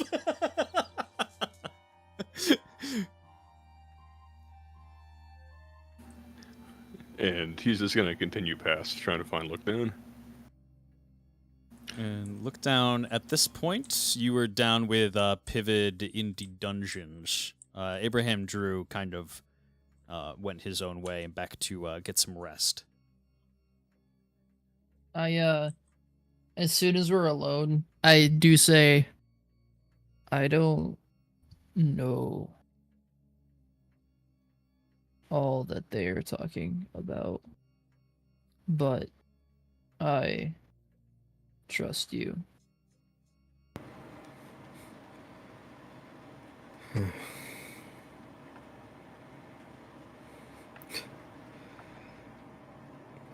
don't think I'll ever really understand you, Lookdown. I look down. I don't understand me either.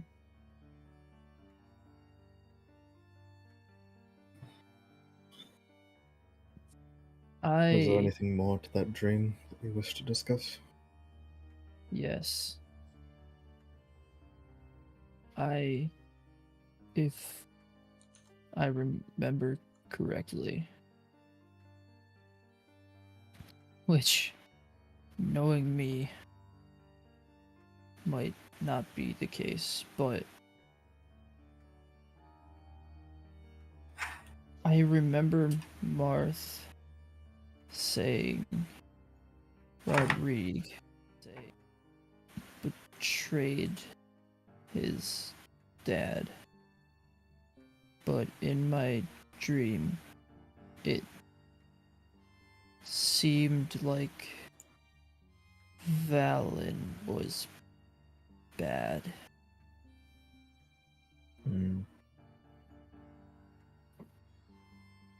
What makes you think Valen was bad? Well, I guess both seemed not good, at least from their own side. But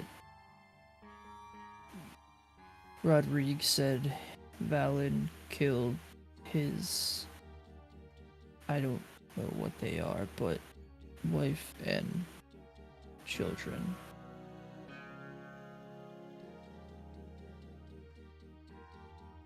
Valen killed Rodriguez or his own? His own.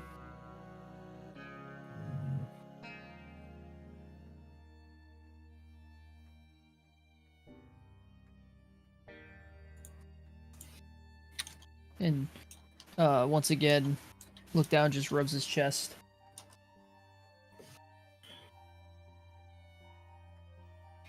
You said Rodrigue and Valen were fighting.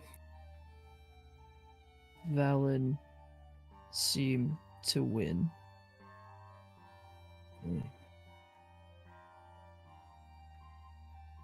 Didn't see end, but Rodrigue told Valen to kill him.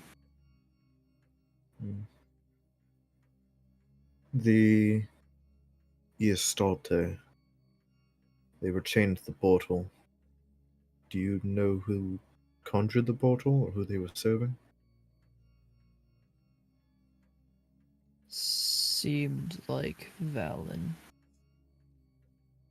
Seemed like Rod. Serviad helped knights. Serviad wanted to help Rodrigue.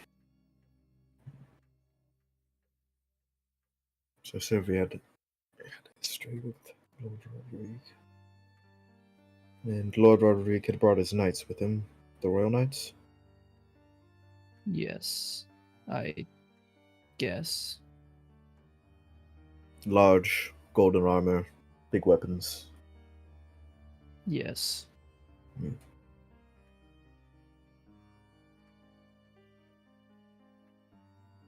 Um, hmm? Lord Rodrigue, what do I know of his reign, the period of which he reigned? It was for quite a decent time. I would say, let me think here. Let me think. It was It before the War of Batovia, or like during, or like towards the end of it? Oh, I see what you're saying. It was through the Batovian Mechlite War. Yes. So he ruled throughout the war. When did his rule come to an end? His rule came to the end right pretty much at the end of the war in which he had died. Mm. And it as kind of the history books do state, he did die in kind of a glorious battle. Right.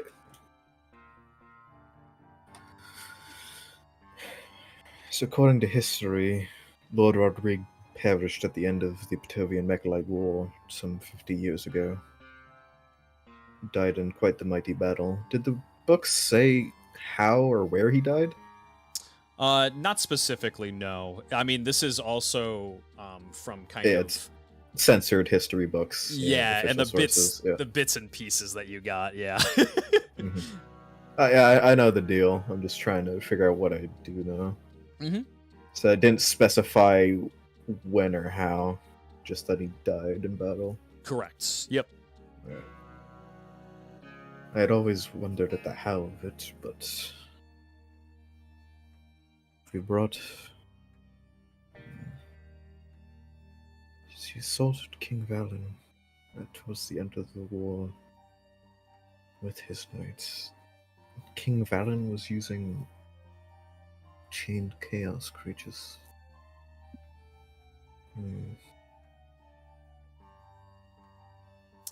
And as you kind of ponder this, you hear the large, kind of waddly, thudded steps of Thames, the Turliad, making his way onto the metal grates here. Ah, Thames. Good to see you up and about. You know, I make several rooms for all of you, including a very pleasant war room. And yet I still find you meeting in the damn dungeons. Blame Marth, he dragged us in here. We just haven't left yet. And after that big speech about how nice the war room was and all that, yeah. Anyways, look down, here you are. Slowly make your way over.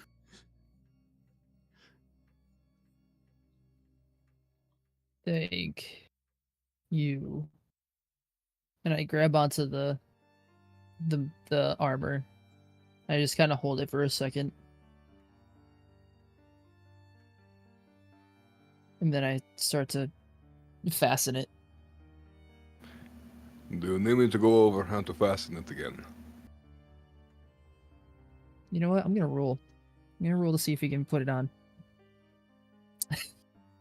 What would it be? What would I add to this? Like intelligence for like remember? I would say I guess just do history for now. Sweet, that's a 2. He very clearly does not remember how to put it on.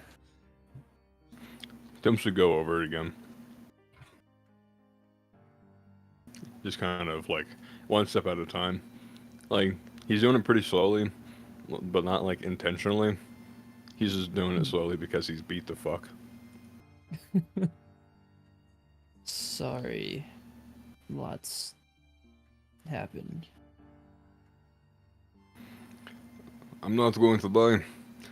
I don't really feel upset at having to tell you how to do this.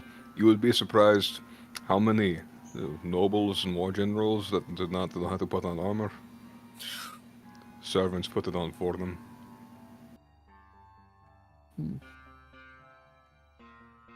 Seriously, half the diplomats who came here could barely dress themselves. I hate to be an imposition, Tim's, but kind of gestures at this fucking absolutely ruined coat. Look down, already learned a drill. Let's put it in the forge. I was quite busy. Okay, we'll drop it by. I have to make fire bombs essentially for Marth. For the signal. Alright. I need a bath. How are you feeling? Other than just injured. He looks like at himself. Looks at his arm, holds it up. Great. Forfoden could not do anything for it. Forfoden said no, unfortunately. Who's for Foden? A god. A god that I somewhat respect. A god that was placed on Nickel so that way I could feel punishment for everything I've done in my past, because I am stuck with him now. But to be honest, I deserve it.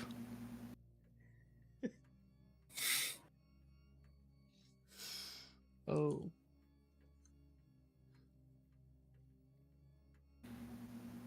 He's better than the rest of them, at least. I take offense to that. Okay.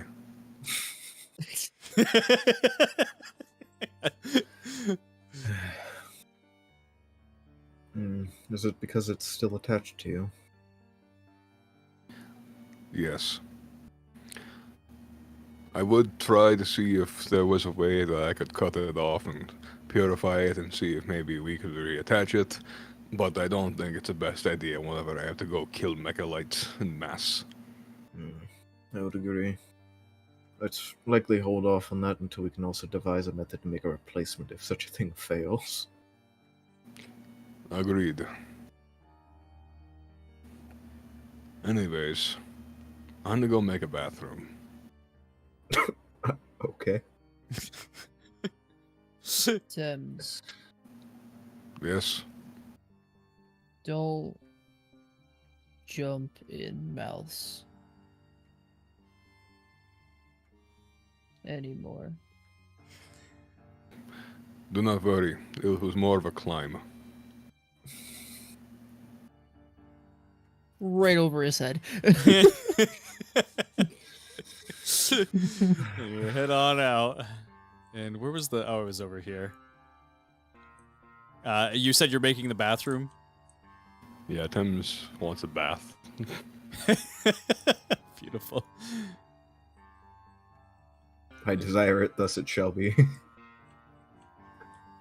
And, And it then has to go acquire the tub. yeah, let me go grab that tub. Where did I put the tub? Oh, there. It's still up there. And you grab the tub and bring it on back here.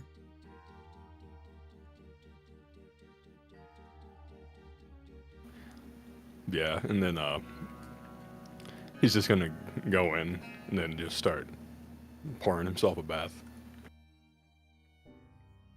Perfect. Timjati takes a bath, gets that stank off. Is there anything that you or Look Down would like to do in the meantime. You have a little bit of time. Let's see.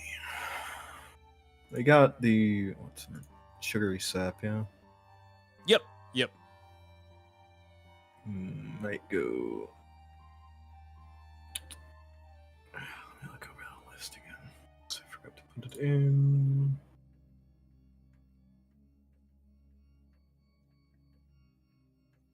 Yeah, I got the rats. Hell yeah. Yeah. Pivot's going to go brew some potions. Okay. Thank goodness. Finally, but it ain't gonna help nobody except for him. Let's see.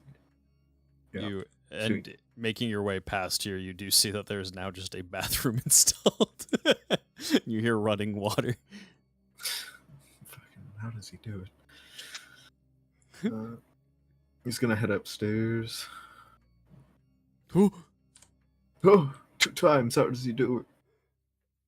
You head upstairs, and Marth at this point has headed up to his room. You see Maxwell kind of just running around the throne room here, tuckering himself out and getting his kind of mouth nice and dry, and then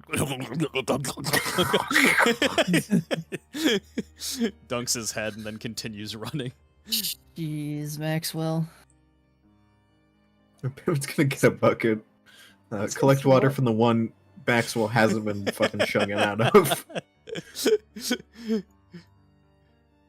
Oh, hey, my buddy.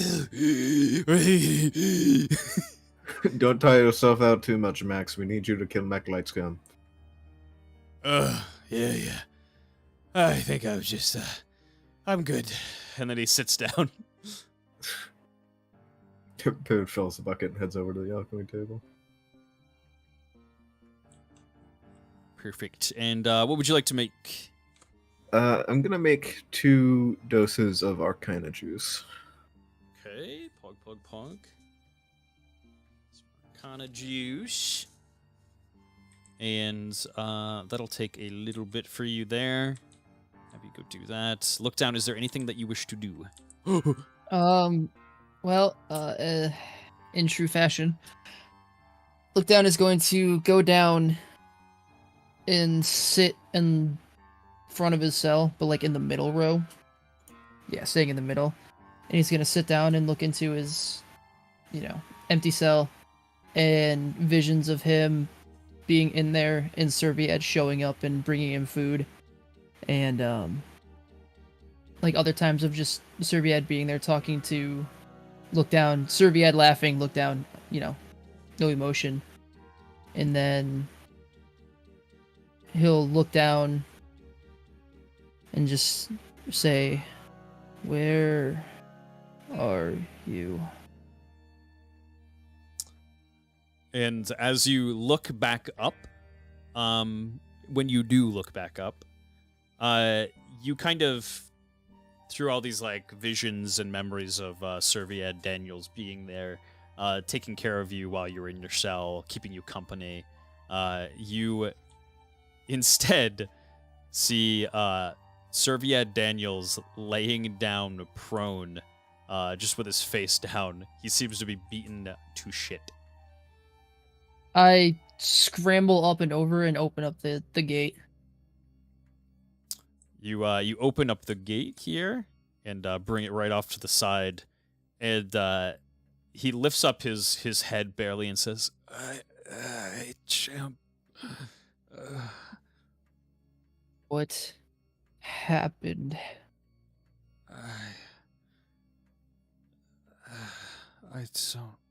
don't know. Everything after you just weren't there. I looked over to you and you're gone, and everything started to go dark. It began to be very hard to fight those creatures. I couldn't see them.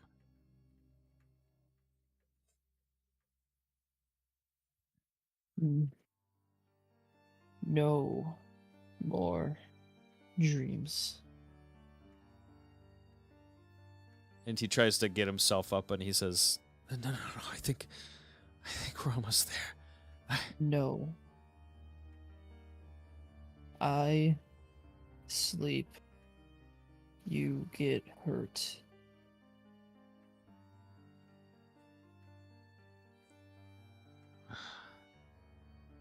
But if you don't sleep, how are we supposed to? We need sleep, champ. You can sleep.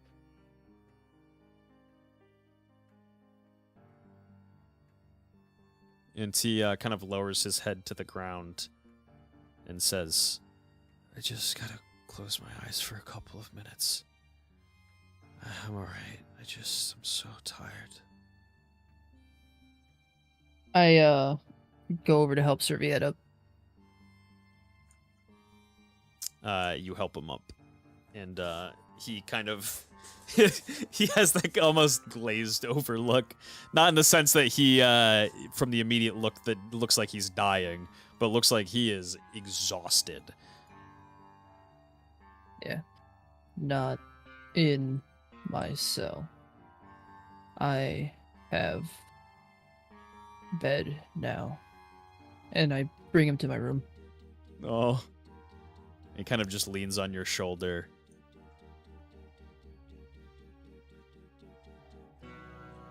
Did you get to talk to Rodrigue? No, but I heard him talk to Valen. What happened?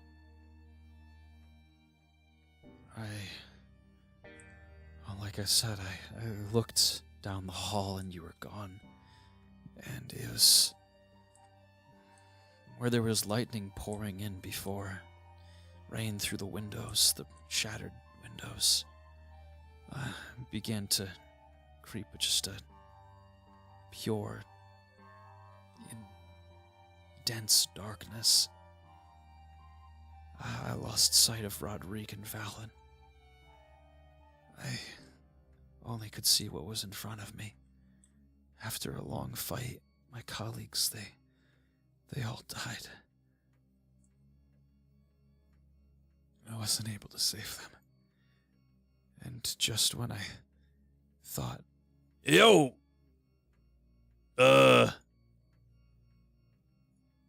What's up? I just look over at Max. You're walking kind of funny. You all right? No.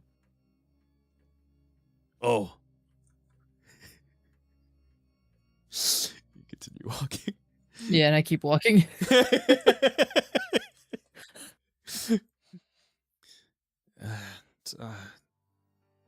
Just when I think my body couldn't handle any more pain, the relentless attacks, I slowly let it go, and I was there in the cell. I don't know what happened.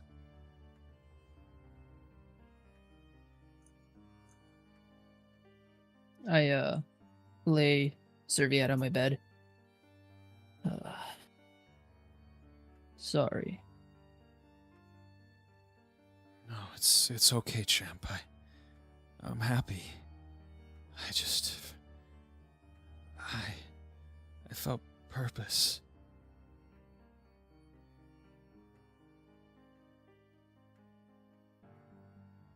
What is that feeling? The feeling that at the end of the day, that someone or something is relying on you, that you've done good by somebody else.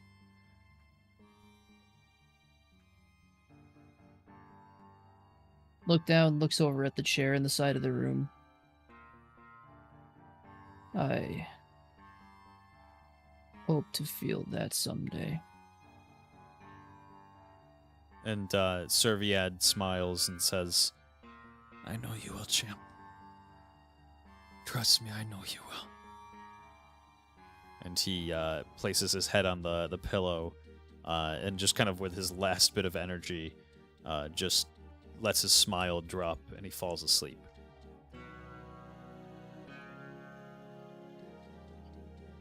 Look down, leaves the room.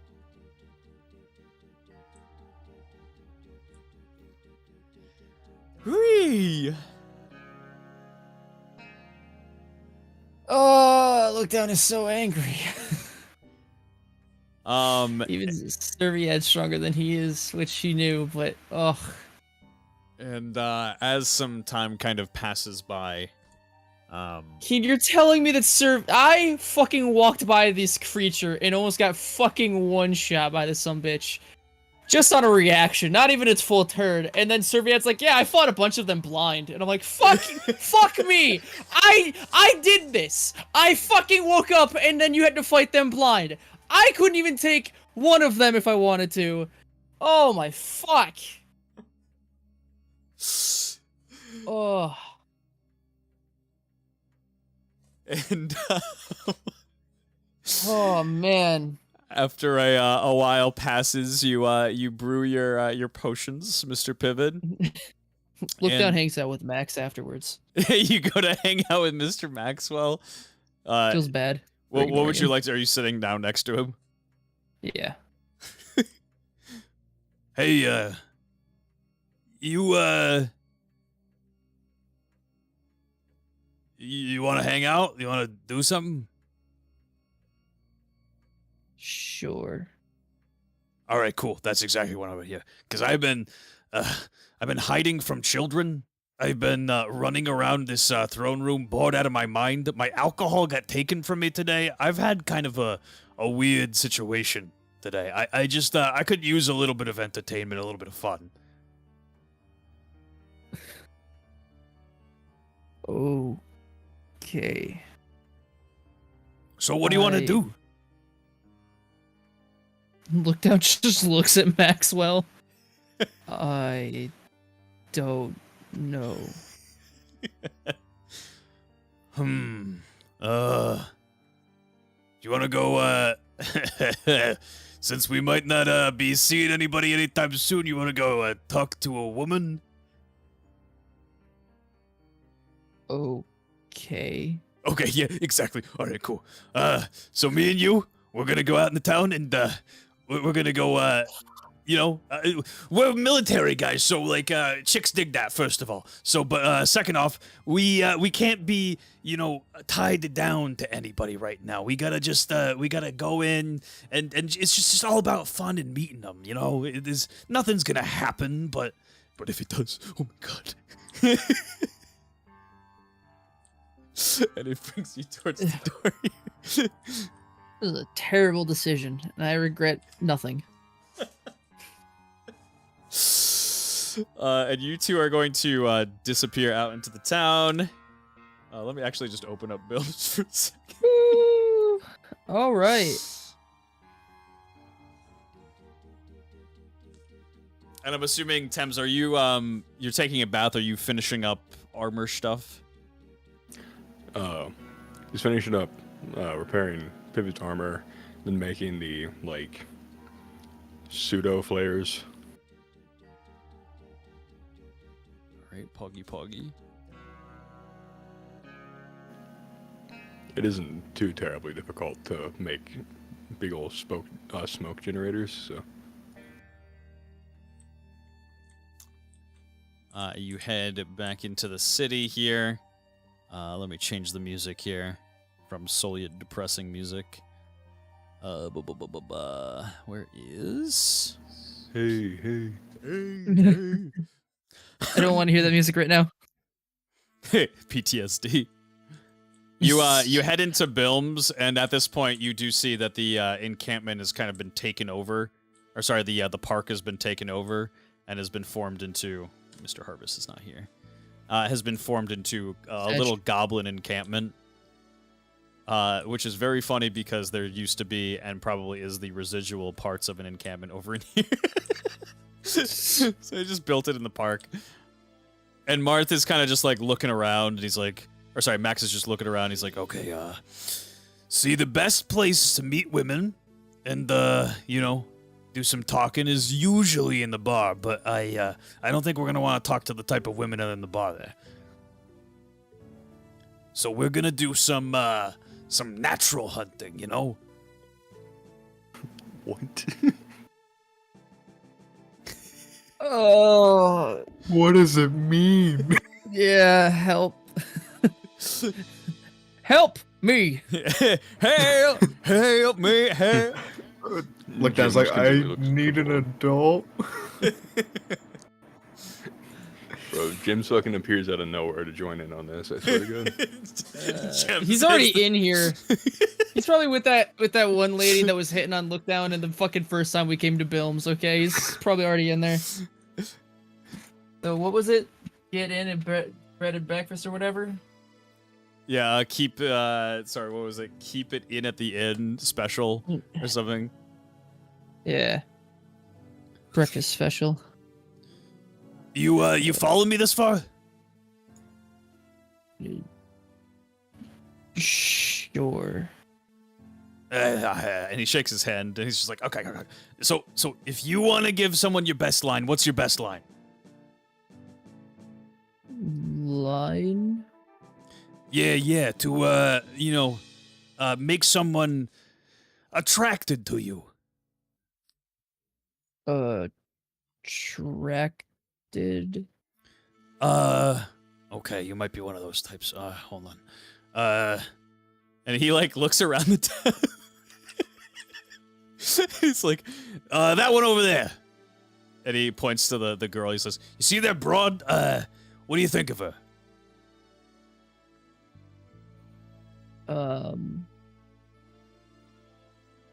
I don't know. Okay, well, what do you think of me? Friend? Oh, okay. All right, fair enough. All right, so I'll tell you what. Maybe you can wingman for me. If we go up to this gal, just talk me up. Say I'm pretty cool, okay? Say good things about me. Okay. All right, here we go. Oh my god, I'm so nervous. Oh my god. Why are you nervous? You didn't hear that. It's just sometimes when I talk to girls, it's I'm not used to it. They usually call me a loser.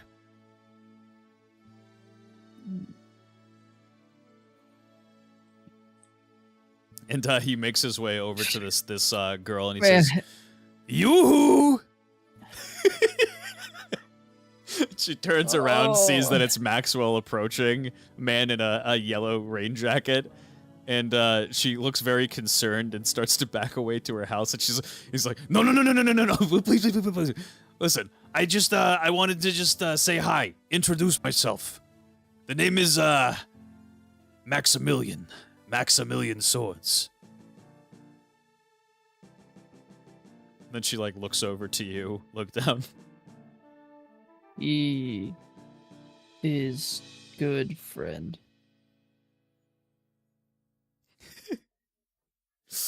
Give me just like an unintentional persuasion check for me. I'm gonna give it an intent check for this entire situation. Perfect. So because I rolled what am I rolling for? Persuasion? Since it's a 0, I'm gonna follow it up with, he used to sleep in a bathtub. Whoa! I think I should be going. No, please don't leave. I mean, okay, goodbye. Oh my god, what was that? You blew it for us. Blew what? You blew my expectations out of the water. What do you think? You scared her away. I seem to do that. No. It's just you need some practice. I'm sorry, I didn't mean to be so harsh. It's okay. You know what? We'll try again in a second. women like they like animals. Let's go find an animal. Oh, Oh no. I ask you, does this count? And I pull out the Civilonian. Are you taking the Civilonian out? Yes. Oh my God. The Civilonian comes out here and is very large and just kind of panicking as it's seeing multiple people. And he says, Whoa! No! That is not an animal. Look, buddy, you gotta put that away. Oh, sorry. and you hear her kind of screaming from the inside out the window, "Go away!" Okay. You know what? I think maybe over by we need this. It's these type of gals. It's they're hard working. They don't have time for guys like us. What we really need, okay? We need ourselves a rich gal. Let's head over to the other side of town here. Okay. Let's go. And as we leave, I look behind at the lady and I say, "Goodbye." And she like panics and like goes over to make sure that the door is locked. All right, so animals. Let's see. I'm trying to think. The only thing that we got in town here probably is like some rats and shit. Maybe. Ooh. You know what? Maybe we can give them a present. I think that chicks dig fish. It's over to the water here.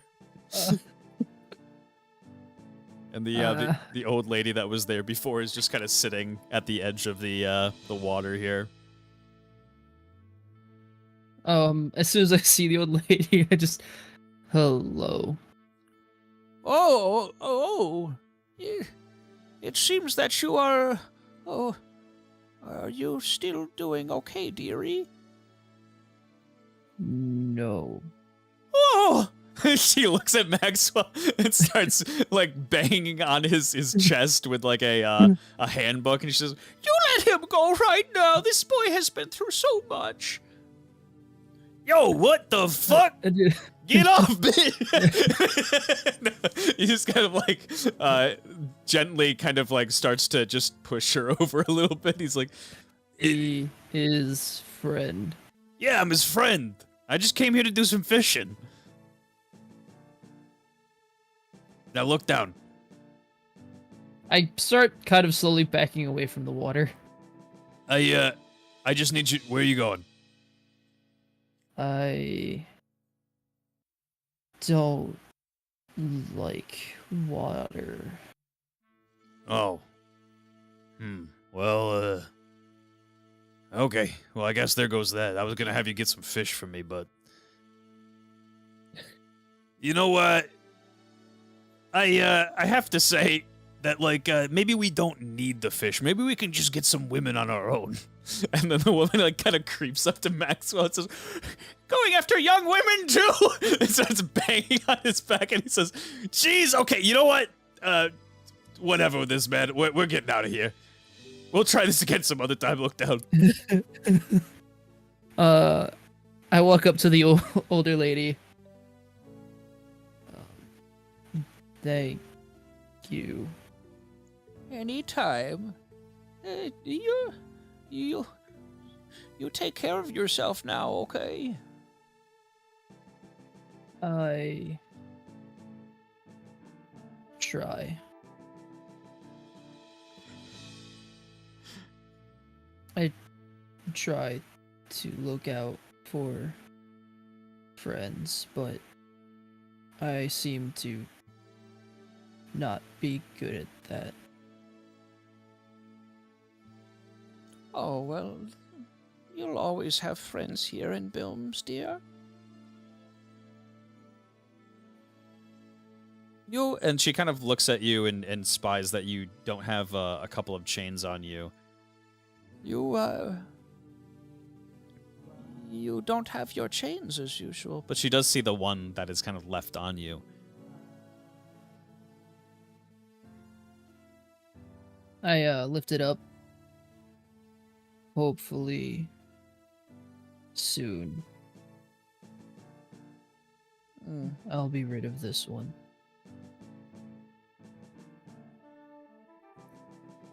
And she kind of sits back down as the children kind of run up to the water here and start to splash a little bit of like the little bit of mud kind of falls off the creatures as they it regroups onto their body through the water back onto them. I kind of wince. Yeah, buddy, let's get out of here. I might be wearing a raincoat, but I don't want to get splashed none. Goodbye. Take care, dear.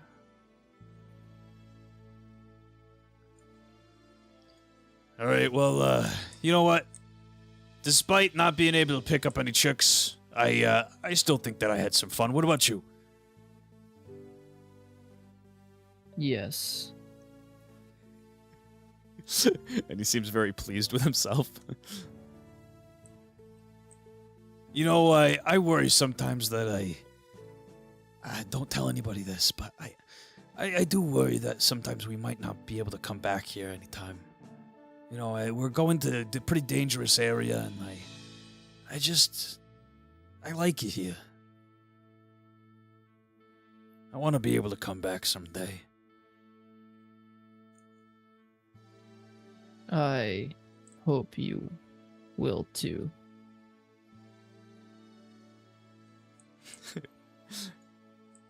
And you make your way back to the castle.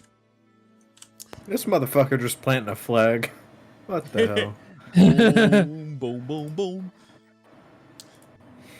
You, I like it here. We can come back later. Bilm's on fire when we come back. What the fuck Harganto's happened? limbs have been ripped off. No. Man, where's my fishing hat? Damn it!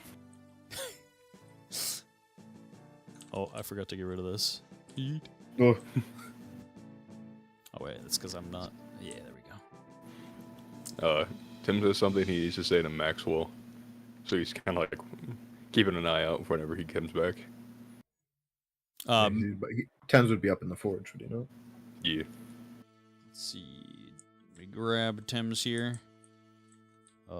After his bathy bath. Yeet. Oh! Why does this keep happening to me? I can't. I don't know why I can't just properly click on your token. Wide Tims. Yeah, you kind of hear like Maxwell and Look Down enter into the throne room here. Okay, I'll kind of like walk out, waddle in like less because of a nice warm bath, and we'll just like say, I have made a bathroom. If you use the bath and do not clean it afterwards, I swear. And then like you see that his like arm starts to like reach for Max's throat, and he like stops it. Yeah, you get like really, you start to get a little bit heated, and you slowly walk over to Maxwell, and your arm seems to be kind of almost on its own volition, just start acting, and it starts kind of like the muscles in the arm start just reacting, and Max is like, whoa, jeez. Yeah, okay, I mean, I was gonna clean it out anyways. No, you were not. You will clean it. Okay. The hell is wrong with you?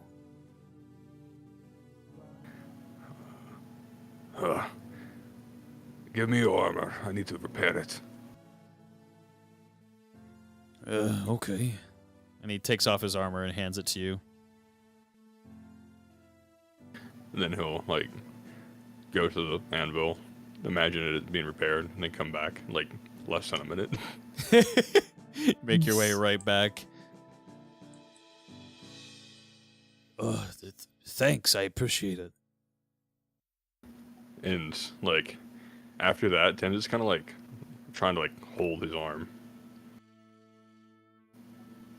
basically like stop it from trying to fucking choke out Maxwell. and then he's gonna like just walk on back to the forge.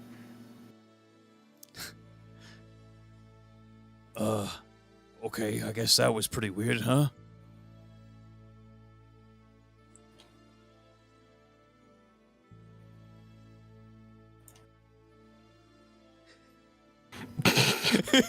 Yeah, anyways, okay. I guess I'm gonna go look at this bathtub situation. I'm not gonna sleep in it. Maybe. Maybe.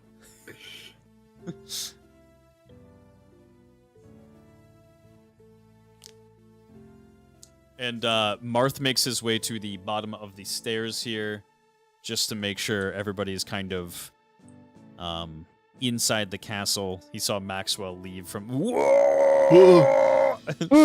He saw Maxwell leave from the top window, and as you two re-entered, he kind of just makes his way downstairs and hops down and says, "Everybody's here." That is Penelope. And Marth runs over to Penelope's room. And Miss Penelope is kind of just running around her room. She's she like runs around the room to like one side, and it seems that she's been kind of like dipping the carpet, like the little like tendrils of the carpet in things and coloring them certain things with stains, and then like pretending that they're people and running back and forth and like pretending there's a battle. We are guilty of like gross negligence, but that's fine. You don't say. It's fine. It's fine. I mean, none of us asked for the parrot in life. We were just kind of Handed it. given this child. True. Make And sure by that, I mean you guys. everyone in chat, make sure you use that if you ever have a kid you don't want. I didn't I ask didn't for really this kid. You just kind of thrust upon me. Oh no. Tim's just gonna like bandage up his chaos arm. Not to like stop any bleeding, just because he doesn't want a very obvious chaos arm. Yeah, you kind of go over to your station, find some general like bandaging stuff, and make sure you just cover up your arm, some cloth. Penelope, we're gonna be heading out in just a little bit here, so I just wanted to let you know before we start moving the castle. And she kind of like jumps up from the ground and gets behind the stain on the ground here, and just like points forward and says, "You better watch out." And Marth kind of like looks down to see both the stains on the ground, and she like raises her arm up as if she has like a sword in it, and she like jabs forward, and Marth goes, "Ah!" and like kind of backs away with a smile on his face, closes the door, loses the smile, and continues walking upstairs.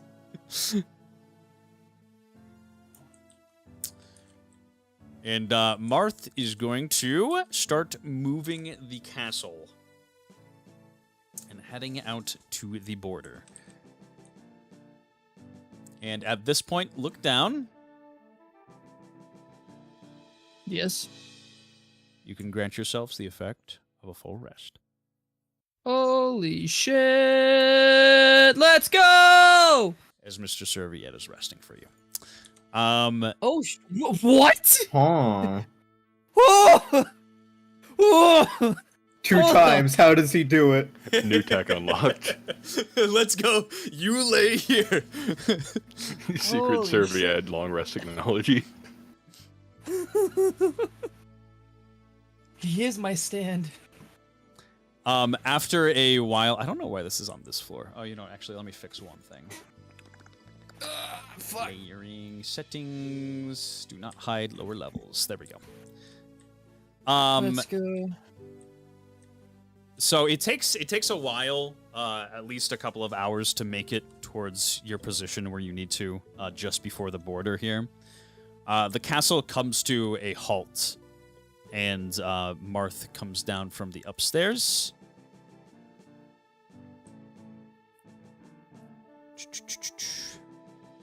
Oh, we didn't have anybody watch after Penelope while we're out there, did we? No.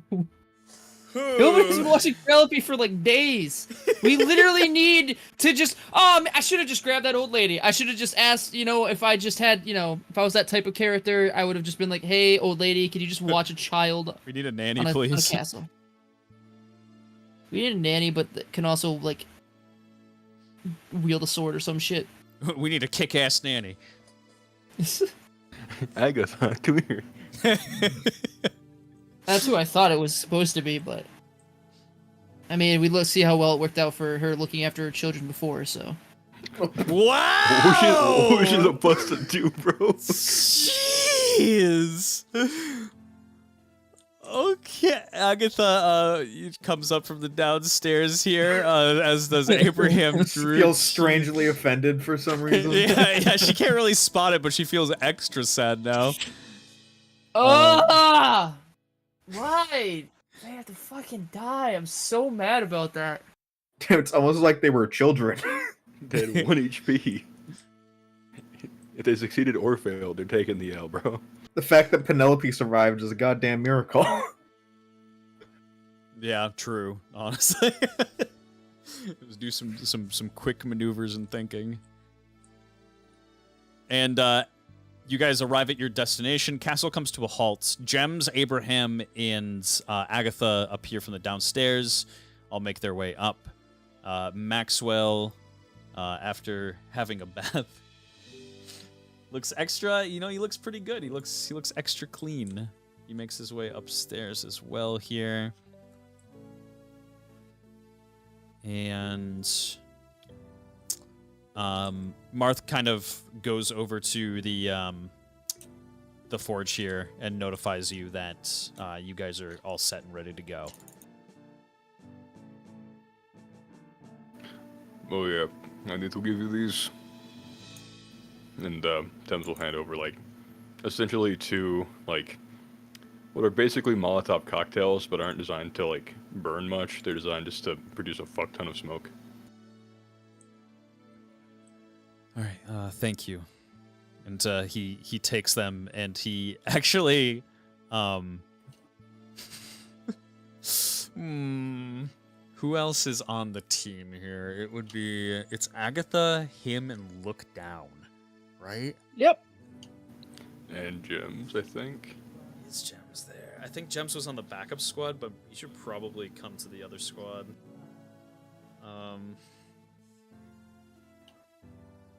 Marth kind of thinks for a second and then sets them in his inventory.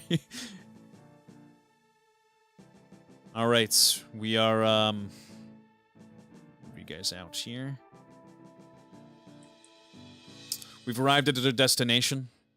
We are going to be crossing the border within, hopefully, the next hour. Our mission, just to recap, we are to scout the border itself and see how many soldiers are on the wall. Once we do, we will reconvene you with the secondary team, the main force, and we will execute the plan as it was originally intended. I'll try to put as many of them to sleep as possible. The ones that don't get put to sleep, we're going to have to permanently put to a rest. Is that understood?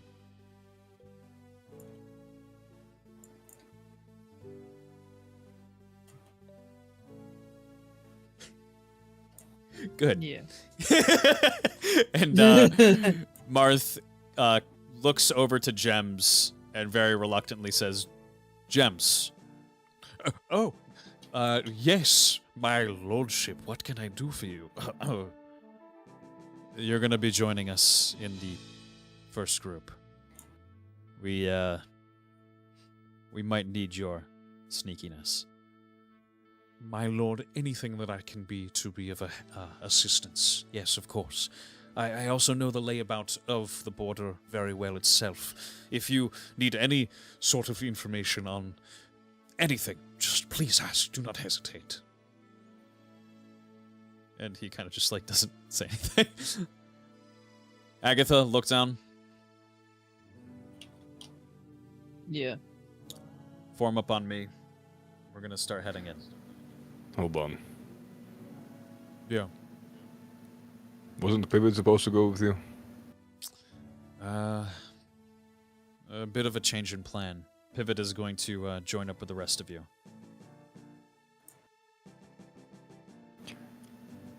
Okay. Tim's has that look on his face of like, as soon as Marth leaves, he's definitely asking Pivot about this one. I was surprised Tim wasn't like, we planned this in the war room, we made a decision, and now you have once again changed it without asking. But, you know. And Gems kind of makes his way over to Marth's side, Agatha as well. We will scout a couple of miles ahead. And, yeah. I suppose best of luck to you. He's kind of leaning over now. Tim is to Pivot saying, "Did you agree to this change?"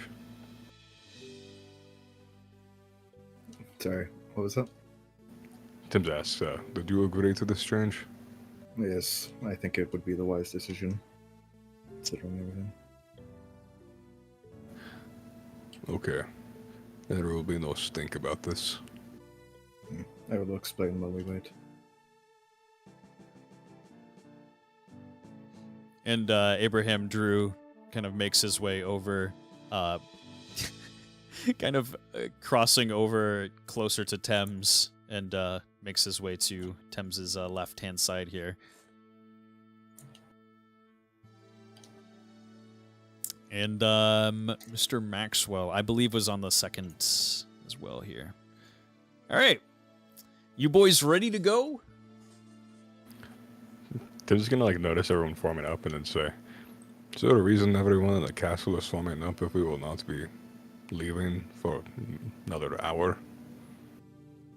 Oh no, we're to be leaving right now, but we will be hopefully crossing the border within the hour.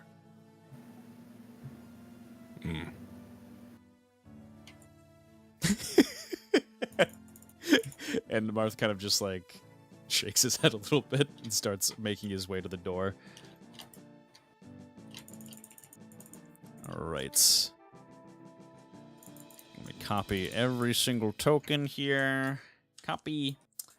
And I will hide the player screen just ever so quickly here. An open map. All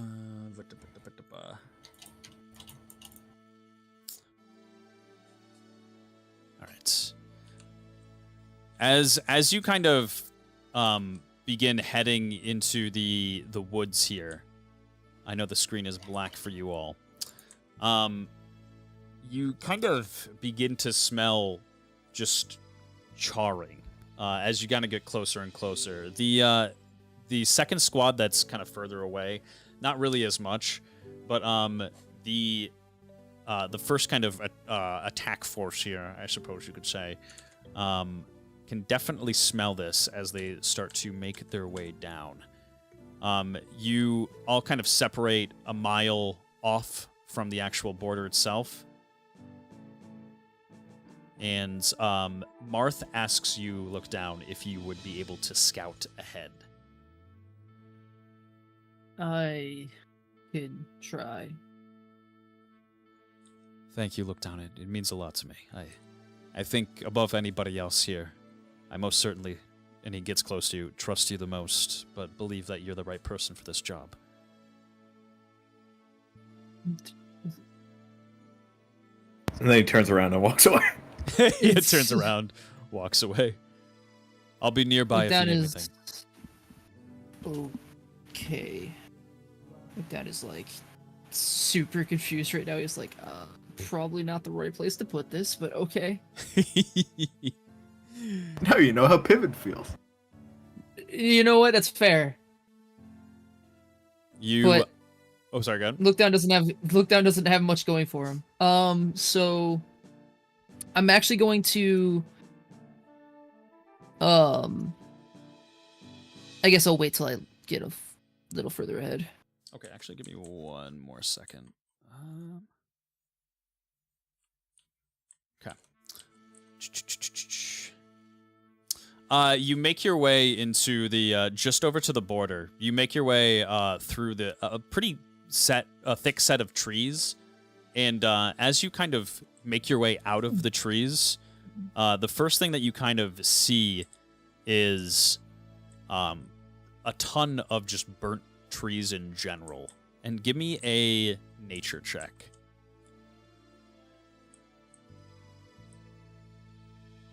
I rolled a 16, 4, and 11. These trees, as you kind of look down the way, what at first glance looks like probably just ordinary foliage and trees, you slowly start to be able to discern that they have indeed limbs and human-like features. And they are all burnt. In the middle of the roadway here, there is one singular tree-looking individual who is laying down. It seems as if they are reaching an arm out towards the gate, but have been split in half.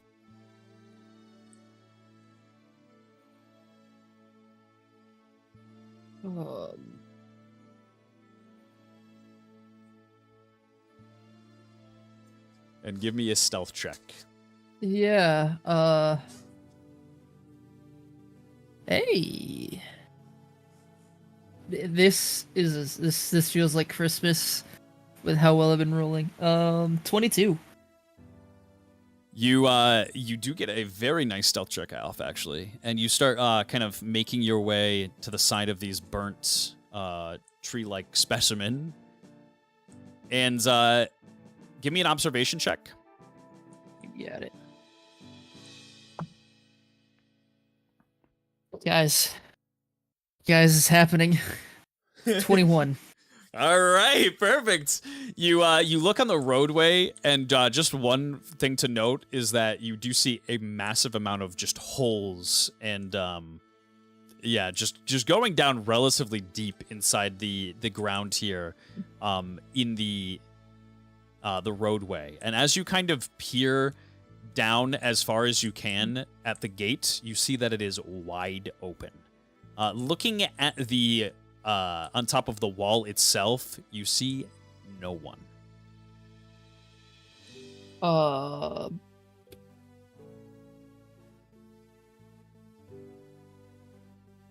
I think there's supposed to be people here.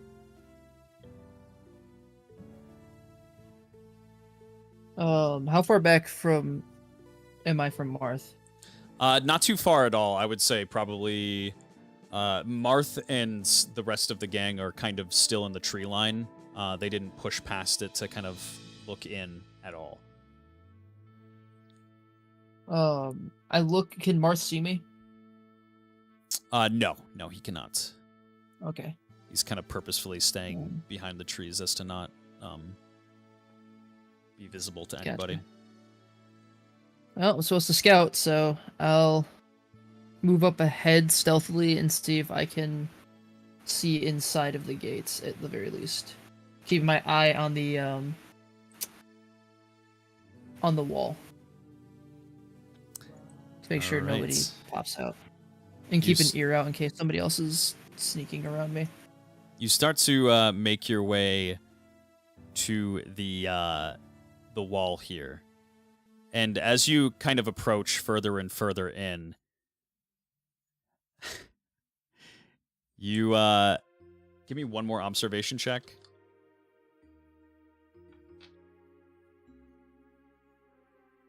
"21." You see sitting at the edge of the gate here, just inside the wall itself, the Radiant Knight waiting very stoically. Oh no! I make my way back towards Marth. What the heck? And give me one more stealth What check. One more. What the hell?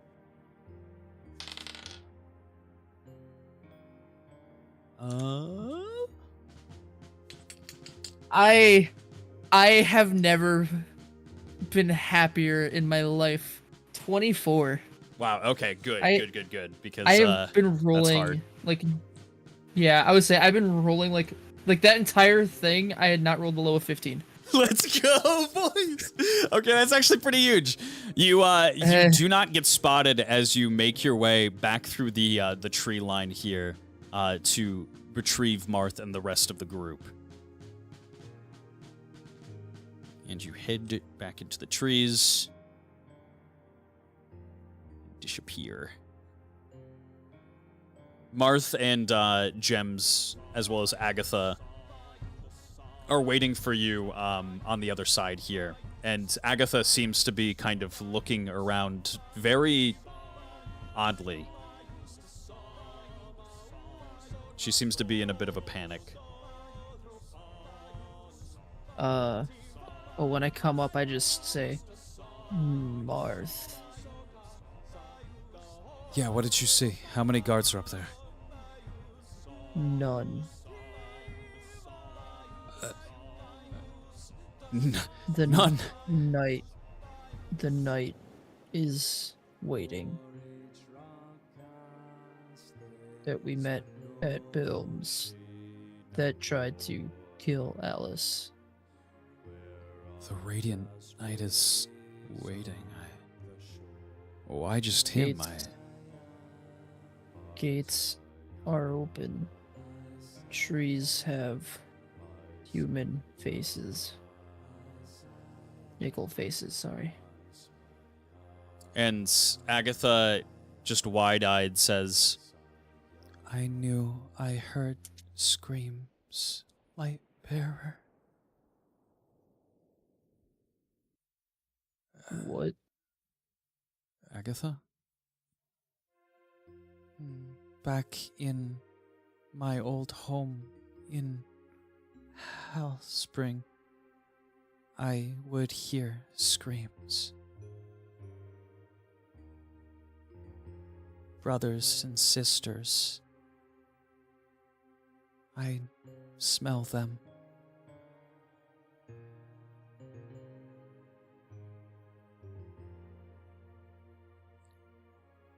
and Marth, kind of confused, just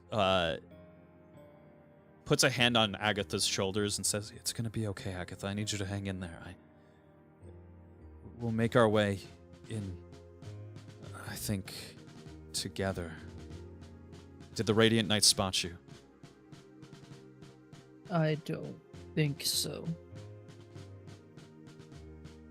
Okay. Well, I think it might be best we meet back at the castle and just make our way for it. The other option, and he kind of looks down at the Book of Natur. Oh, yeah, no, what could possibly go wrong there? No, I think because there aren't any soldiers, we might... Shit, I mean, he'll know. Alright. Look down, Agatha. I need you to take look up the down. rear. Make sure that if anything happens, and he hands the fire bombs off to you, look down. If anything happens, I need you to make a fire, okay? I can try. Don't know how. And he kind of just walks you through the process of how you might be able to detonate these and make a fire. And he says, find something that's very dry. It'll make some smoke, and that'll give the signal for the rest of them to come, okay? Okay. All right. Follow me. And I take behind Agatha. All right. I know we're both in the back, but You make your way in. And everybody once more, just roll a stealth check for me. Ooh. Oh my god. Okay, Marth, let's go. Okay, that's good. We can take that. Agatha? it's a party stealth check, right? It's like the majority wins, right? Divided by 4 type shit. Like, Unfortunately, no. Fuck. Agatha rolls pretty well as well. She has a little bit of a negative modifier on it, but let's see. What did you roll? I rolled a 19. Despite... Yeah, wow, holy moly. Despite your best efforts to kind of keep to the trees and stay very quiet, almost immediately you see the Radiant Knight stand up and just look in your direction. He has his sword just kind of pressed down to the ground into the stone and awaits your approach. where's Gems? Gems ain't there. Didn't want Gems to come through. Gotcha. But yeah, you know what? At that point, I think Marth kind of turns and says, Gems, come out. And Gems kind of just like, oh my god. He's kind of like knees shaking as he stays like very far back. And Marth begins approaching, and he says, look down, stay here. If should anything happen, I need you to immediately inform them, okay?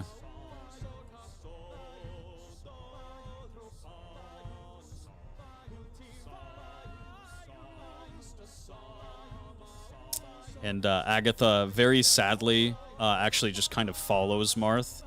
And Marth says, Agatha, stay. Just let me handle the negotiations. And she continues to kind of just follow him and says, no, Lightbearer. No. And he gets kind of like right about here and grabs her by the shoulders and says, I need you to stay here. You following me in isn't going to get us anything. Whatever is going through your mind right now, you need to keep it there. Wait for my order. And he turns and begins kind of walking. Agatha makes her way over to one of the trees here and places her hand on it as it kind of just begins to buckle under just the slightest, smallest little touch as she almost begins bawling. And Marth approaches the Radiant Knight. He takes a singular step forward. And that is where we're going to end tonight's episode. Oh, fuck! Thank you, ladies and gentlemen, for joining this evening. I hope you all had a lovely night. That is episode, I think, 34, The Border of Will and Servitude. I hope you all had a splendid evening. I know I definitely did.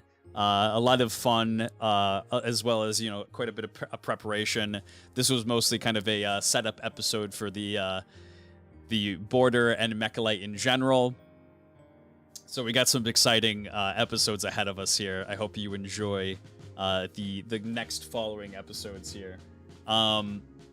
If you would like to support me and my artist, ! Patreon will bring up the Patreon for you all.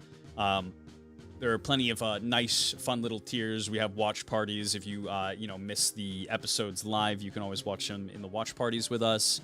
We will probably be watching through this episode. I want to say Sunday, but I'll keep you guys all updated in the Discord, of course. I appreciate you all joining once more. Make sure to peep the sponsor, Starforge Systems. Get yourself a Starforge PC today, baby. The best in the universe. But most of all, thank you. Have yourselves a lovely rest of your evening. And as always, stay beautiful, my friends. Peace.